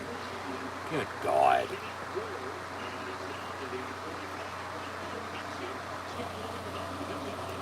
Under a minute to play from the 44. Don't, whatever you do, give them a touchdown. Well, they got too many fucking men on defense. It's picked off, but it's going to be a penalty unless they don't throw the flag.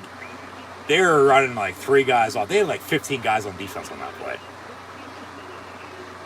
Another turnover.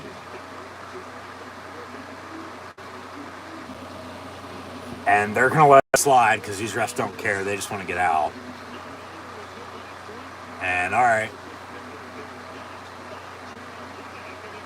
Yeah, Penn State plus positive and then some in the turnover margin there. Yeah, they're going to replay first down, so they do throw the flag. A lot of delayed penalties. But, yeah, Penn State had way too many fucking guys on defense. Or was that on Central Michigan? Yeah, it's not going to count. Yeah, Penn State had way too many guys on defense.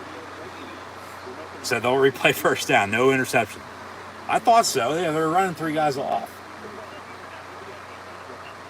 Central Michigan ball 1st and 5. And then they bring them down after about a 3.5, 4-yard run. 2nd and short. So they almost got the offense ball back, defense did, but because they had too many on defense, well, clean that up. You have a kneel down here, but no, you got to continue to play. 2nd and 2, Central Michigan dump off, incomplete. 3rd and 2, 17 seconds to play. It's 33-14 though, Penn State, and this game's over. So even if they'd score with 3 timeouts, you know, get an onside kick, score again, time would run out because they'd have to score again even after that too. So yeah, Undertaker's arrived and they're gonna put Central Michigan to sleep. 3rd and 2, pass near side, caught, but is he in bounds? They say no, out of bounds, incomplete, 4th and 2. He's going to go for it, of course. I want to... Yeah.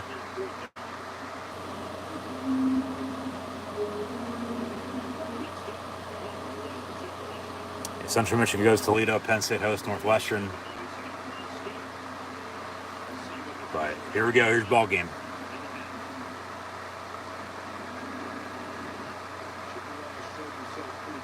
Central Michigan pass incomplete. So Penn State will get it back. With 9 seconds, they'll have 1 snap to take a knee to shit on Central Michigan like Harry Dune did to the toilet in Dumb and Dumber. And Penn State will win it 33-14 over Central Michigan. Some final stats and scores. We got a 26-45 stat line for Richardson, 235 yards passing, 2 touchdowns, 2 interceptions. They also had 2 fumbles, I might add. Bauer, 3 of 5 for 40 yards. Lou Nichols had 13 carries, 67 yards rushing. Carrier had 11 catches for 111 yards receiving. Wilson, 5 of 59 and a touchdown. 3 of 41, 1 of 24, 16. 2, 1 for 10s, 2 of 8 for Hogan. Penn State with a kneel down, and the Nittany Lions will get to 4-0 to end September. Entering homecoming next week. Final score, final seconds to tick off, 33-14 over Central Michigan. They'll host Northwestern next Saturday at 3:30. Post-game handshake with James Franklin and Jim McElwain. And they'll sing the alma mater as Penn State wins on Thon Day, as they honor the 1982 National Championship team as well. And Central Michigan's going to be fine in the MAC. Penn State's going to be fine in the Big Ten East here. But now it's going to get tough. You enter Big Ten play. You got Northwestern in the bye, but then you got to go to Michigan before Minnesota comes in for the whiteout, and Ohio State comes in Halloween weekend. And then you get to November. Okay, so you're 4-0 right now. Let's see what Franklin says first off.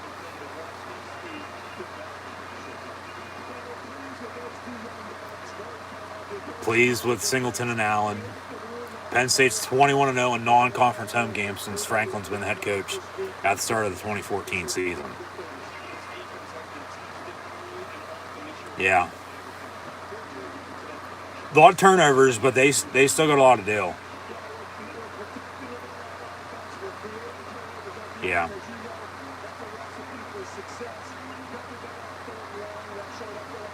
Yeah, third down, they got to convert. It's got to be more balanced, more consistent, and they're creating the turnovers, but they're not capitalizing off of all of them. And defensively, you know, covering and tackling and like, I mean, a win's a win, 33-14, but this game could have been a hell of a lot closer than what it was if Central Michigan doesn't shoot themselves in the foot. You know, penalties, Central Michigan, 8 of 80 and 4 turnovers in, and they lose by 19.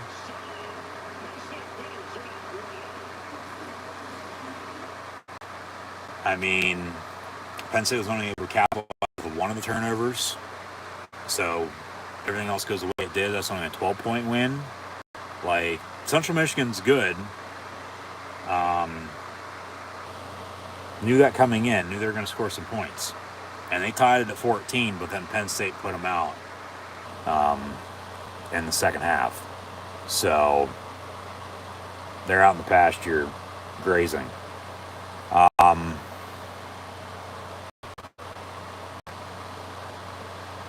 But like I said, it ain't going to get any easier. They got a tough stretch coming up. They do next month. You know, Western's going to come to play next week. You know, quiet 1-2 right now. Even though they beat Nebraska in a game that at this point doesn't really matter anymore. And then also, you know, losing to Duke and Southern Illinois the past 2 weeks. And they're in action against Miami, Ohio tonight on the Big Ten Network as well. Northwestern's coming to Penn State late September, early October, also on homecoming like they are next week, and beat the Nittany Lions. Okay? FYI.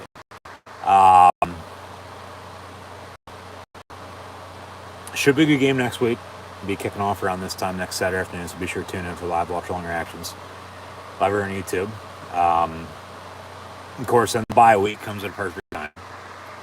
But then you go to Michigan, you get Minnesota, and then Ohio State. But still one game at a time. So they took care of business today. Wasn't pretty.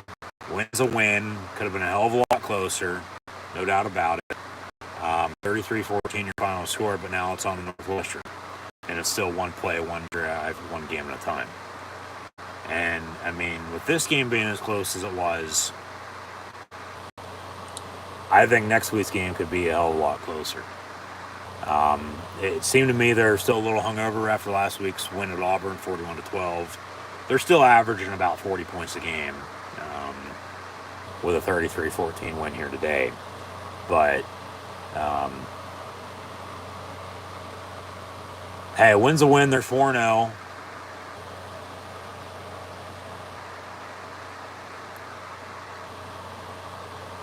How do you build off of this, though, is the question, all right? Because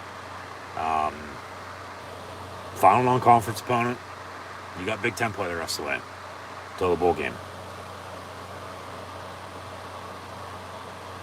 Because mid-October last year was when they shit the bed. They lost at Iowa. Bye week. Lost in 9 overtimes to Illinois. Lost at Ohio State. All 6 losses were by less than 10 points. All right? But they started 5-0. They're 4-0 right now this year. They started 5-0 last year and then lost 6 of 8 and finished 7-6. How do you build off of this and not, as they show highlights before some more kickoffs coming up here at 3:30, how do you not go back to, you know, where you were? You got to continue to move forward. So they have the playmakers. They have the potential. If only they can put it all together, because the potential is there. Early, just as they were last week, and the full game at Auburn. Early today, they were cooking on all cylinders, and then they stopped. Like I said, they don't score that 14 at the beginning of the game, and Central Michigan doesn't shoot themselves in the foot as much as they did. This game's a hell of a lot closer than what it was. But they ended up scoring 19 unanswered after a 14-14 tie game. As Central Michigan came back and tied it up. It started right before halftime. And then, like I said, came out of the second half and didn't look back and put them down. So 33-14 is your final score. We'll see where we go from here. But just hopefully it doesn't end up being the same thing as it was last year coming up in a few weeks. Within the season, going down the drain. Because they're in the top 15 in the country right now. They're a potential dark horse in the Big Ten, along with the playoff. Depending on what else happens in front of them in the rankings, they, could move up a little bit. I think, especially with the bye week after next week, they'll probably be a top 10 team going at Michigan in 3 weeks' time. And Michigan's already a top 10 team, so talk about a big game. And that'll be the 17-year anniversary of the 1-2 game at Michigan. And then Chad Henne to Mario Manningham for a touchdown. The Wolverines win it. Just as in 2005, they beat Central Michigan at home. They have to go to Michigan in 3 weeks, and hopefully it's not the same outcome as it was then. But Michigan's going to beat Maryland, as mentioned.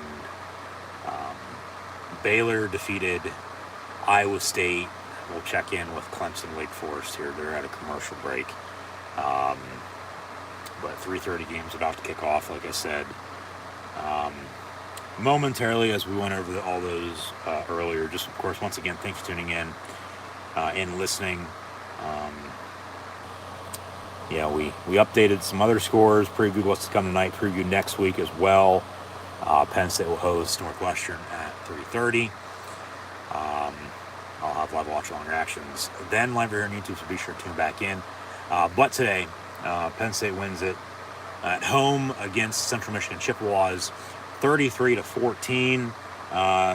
Drew Lahr in the fourth quarter was 2 of 5 for 20 yards passing.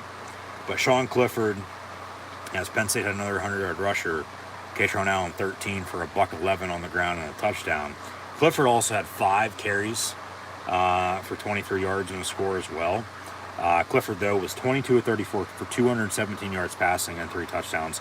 2 of those to Brenton Strange, and after the second passing touchdown to him, they didn't go back to him because he finished with 5 catches, 42 yards, and 2 scores. That stat line has stayed the same since that. Parker Washington, as both Ford, Allen, and Singleton all had a catch, but basically for nothing on the backfield. Katron had 13 carries for a $111 and a touchdown. Nick Singleton 12 for 42 on the ground. Clifford, like I said, 5 for 23 and a touchdown. But Parker Washington led the team in receiving with 6 catches for 64 yards. Mitchell Tinsley, 451 on the scores, now had a receiving touchdown in 3 of the 4 games. Brenton Strange, 5 of 42 and 2 scores. Harrison Moss, 2 catches, 39 yards. Liam Clifford, 2 catches, 19 yards as well. Theo Johnson, only a catch for 11 yards, but at least he's out there playing now. Keandre Lambert-Smith, quiet start. Even quieter than Parker Washington's start this year. So, we'll see who's going to step up offensively and defensively moving ahead, but they're still in a good spot. They got to, like Franklin said, find a way to convert on third down.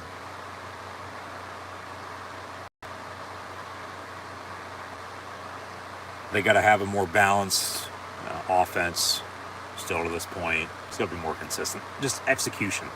They got to execute. And time possession was pretty split down the middle. They didn't turn the ball over. They forced 4 turnovers, though, but only able to capitalize off of 1. So a win's a win, 33-14, but still at the same point in time, it could have been a hell of a lot better, but it could have been a hell of a lot worse. So take it for what it's worth, and Penn State wins it 33-14 over Central Michigan once again. Once again, as always, thanks for tuning in and listening. Be sure to like and subscribe on social media. Links in the description below. So everybody now tomorrow for NFL live watch long reactions, along with next weekend as well with the NFL and college football. Penn State hosting Northwestern on homecoming next Saturday, October the 1st at 3:30, and I'll have live watch long reactions live right here on YouTube then. But today, on Thon Day, as they remember the 1982 National Championship team, the 1982 Penn State Nittany Lions. They honor the first ever Joe Paterno, Todd Blackledge led offense. Penn State defense wins the championship, so LBU on Thon Day, and when they remember and honor the 82 national champions. Penn State defeats Central Michigan by a final score once again of 33-14, with homecoming next week and then a bye week before it gets tough. Michigan on the road before Minnesota and Ohio State roll in for a whiteout at night for the Golden Gophers, playing them at home for the first time since 2016. Revenge from 2019, though, against the PJ Fleck boat rowing Golden Gophers. And then Ohio State, the Buckeyes, of course, Penn State, Ohio State, Penn State, Michigan, all these big games for the Nittany Lions. And that should be a stripe out and could be a early kick rather than a night game. They're not going to go back-to-back with night games and back-to-back weeks by any means. They've done it within a 3-week span, but nothing back-to-back, not recently at least. But yeah, so I'll leave it at that. So yeah, let me know in the comments below what you thought. As always, once again, thanks for tuning in and listening. But yeah, Penn State wins it 33-14 over Central Michigan today, and now they're on Northwestern next weekend for homecoming. But in the meantime, they're 4-0, and they're in the top 15. So if they can, continue to put it all together, one thing at a time, they'll be all right moving ahead. And just at the end of the day, find a way to win, because that's all anybody ever remembers. Because believe me, they're 4-0 right now, maybe 5-0 going into the bye week, and they start losing again like they did last year after a 5-0 start. I hope God not 6 of 8 down the stretch. But talk about a hot seat, talk about heat, talk about the future, talk about this, that, if, so on and so forth. But, yeah, so we'll see how it gives, as well as I'm sure something will. But yeah, they're 4-0, 33-14, your final score here this afternoon, as the Lions defeat Central Michigan once again. Second ever all-time meeting. They're 2-0 against the Chips, and it was a 40-3 win before. Could have been 40-14, could have been more, could have been less, but 33-14 is your final score once again. So they're 4-0. We're going to enter October just as they did last year. Home game on the first Saturday in October. They shut out Indiana I don't think they'll shut out Northwestern. I think that next week will be, closer than what people are thinking with how Northwestern's playing.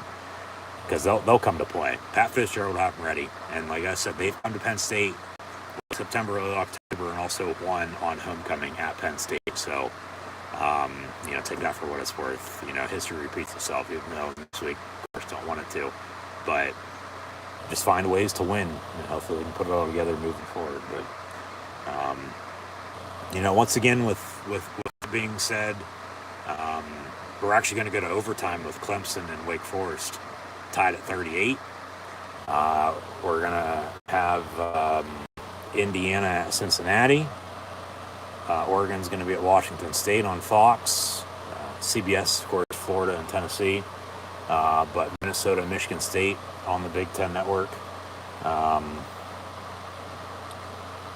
Albert Pujols last night hit his 700th home run, becoming the fourth ever Major League Baseball player to accomplish that feat, joining Babe Ruth, Hank Aaron, and the all-time home run leader himself in Barry Bonds. Aaron Judge, in the meantime, going for the American League and Yankee record home run total in a single season with Babe Ruth and Roger Maris, as he sits at 60, tied with the Babe, the great Bambino himself, and then, one away from the tie, two away from the record, as late September here, football season's, a month in. We're in the thick of it. Baseball playoffs beginning. Hell, next month, basketball and hockey are going to be starting back up again already. But at the end of the day, today, with these 3:30 games to kick off momentarily once again, Penn State defeats Central Michigan. Your final score once again, 33-14. They showed off the stat, which, I don't know, honestly. It's a good feat. It's a good thing to be a part of. I don't know, history-wise, Penn State was always an independent until they joined the Big Ten in 93. And then, of course, 94, they go undefeated and win the Rose Bowl and all that. Since then, talk about non-conference opponents. 14-22 is 8 years. 93 and 8 years is the early 2000s. To 2000, 2001. You even got to go back. Ohio, Toledo in 12 and 2000. They lost at home non-conference wise. But even from early 2000s to 14, how long was that streak? Because they showed the graphic that they said Penn State's 21-0 since 2014, which is when Franklin was hired, at home in non-conference games. So, that's a still good stat to be a part of, but I don't know overall. I'd have to look into it, or if somebody wants to let me know in the comments below. If that's a record-breaking stat by any means, or what. Hell, a couple years ago, they were undefeated at home, for what that's worth. With Franklin, like I said, he's a good recruiter. He's not that bad of a coach. Could be better, at least in-game. But that's the thing. Just, they're 4-0 right now. They start 5-0, going to the bye week. Potentially you start losing again like they did last year. Just wait. There's going to be a talk. A lot of talk, at least. With his job security, once again, even though he just got extended. But you got a new president, new AD now. So how short's the leash going to be if it comes down to the nitty-gritty and they start losing? Because he's had, the past 2 years they've been 500, and now a couple games above that with the 4-0 record this year. But 3-4, 7-win seasons, a couple 10+ win seasons, and a Big Ten title, along with a few New Year's Six appearances. Recruiting's one thing, playing the game's another. And that's the thing with the potential, just looking ahead, that they have, even though it's going to get tough, just as long as they find ways to win games, everything will be fine. So if they can put it all together and find ways to win, there's not going to be any talk. Because when you win, everybody's quiet. When you lose, hell's on fire. Okay? When you lose, you say a little. When you win, you say less. But just hopefully looking ahead, mid-October rolls around, a couple weeks. Same thing doesn't happen as it, had happened to him last year. Because all 6 losses were by less than 10 points, I might add. So close, but yet so far away. And I'll end it with that. So, just once again, thanks for tuning in and listening. But today, once again, on Thon Day, as they honor the 1982 national champions of Penn State football, we defeated Georgia in the national championship game 27-23. Penn State defeats Central Michigan today by a final score of 33-14.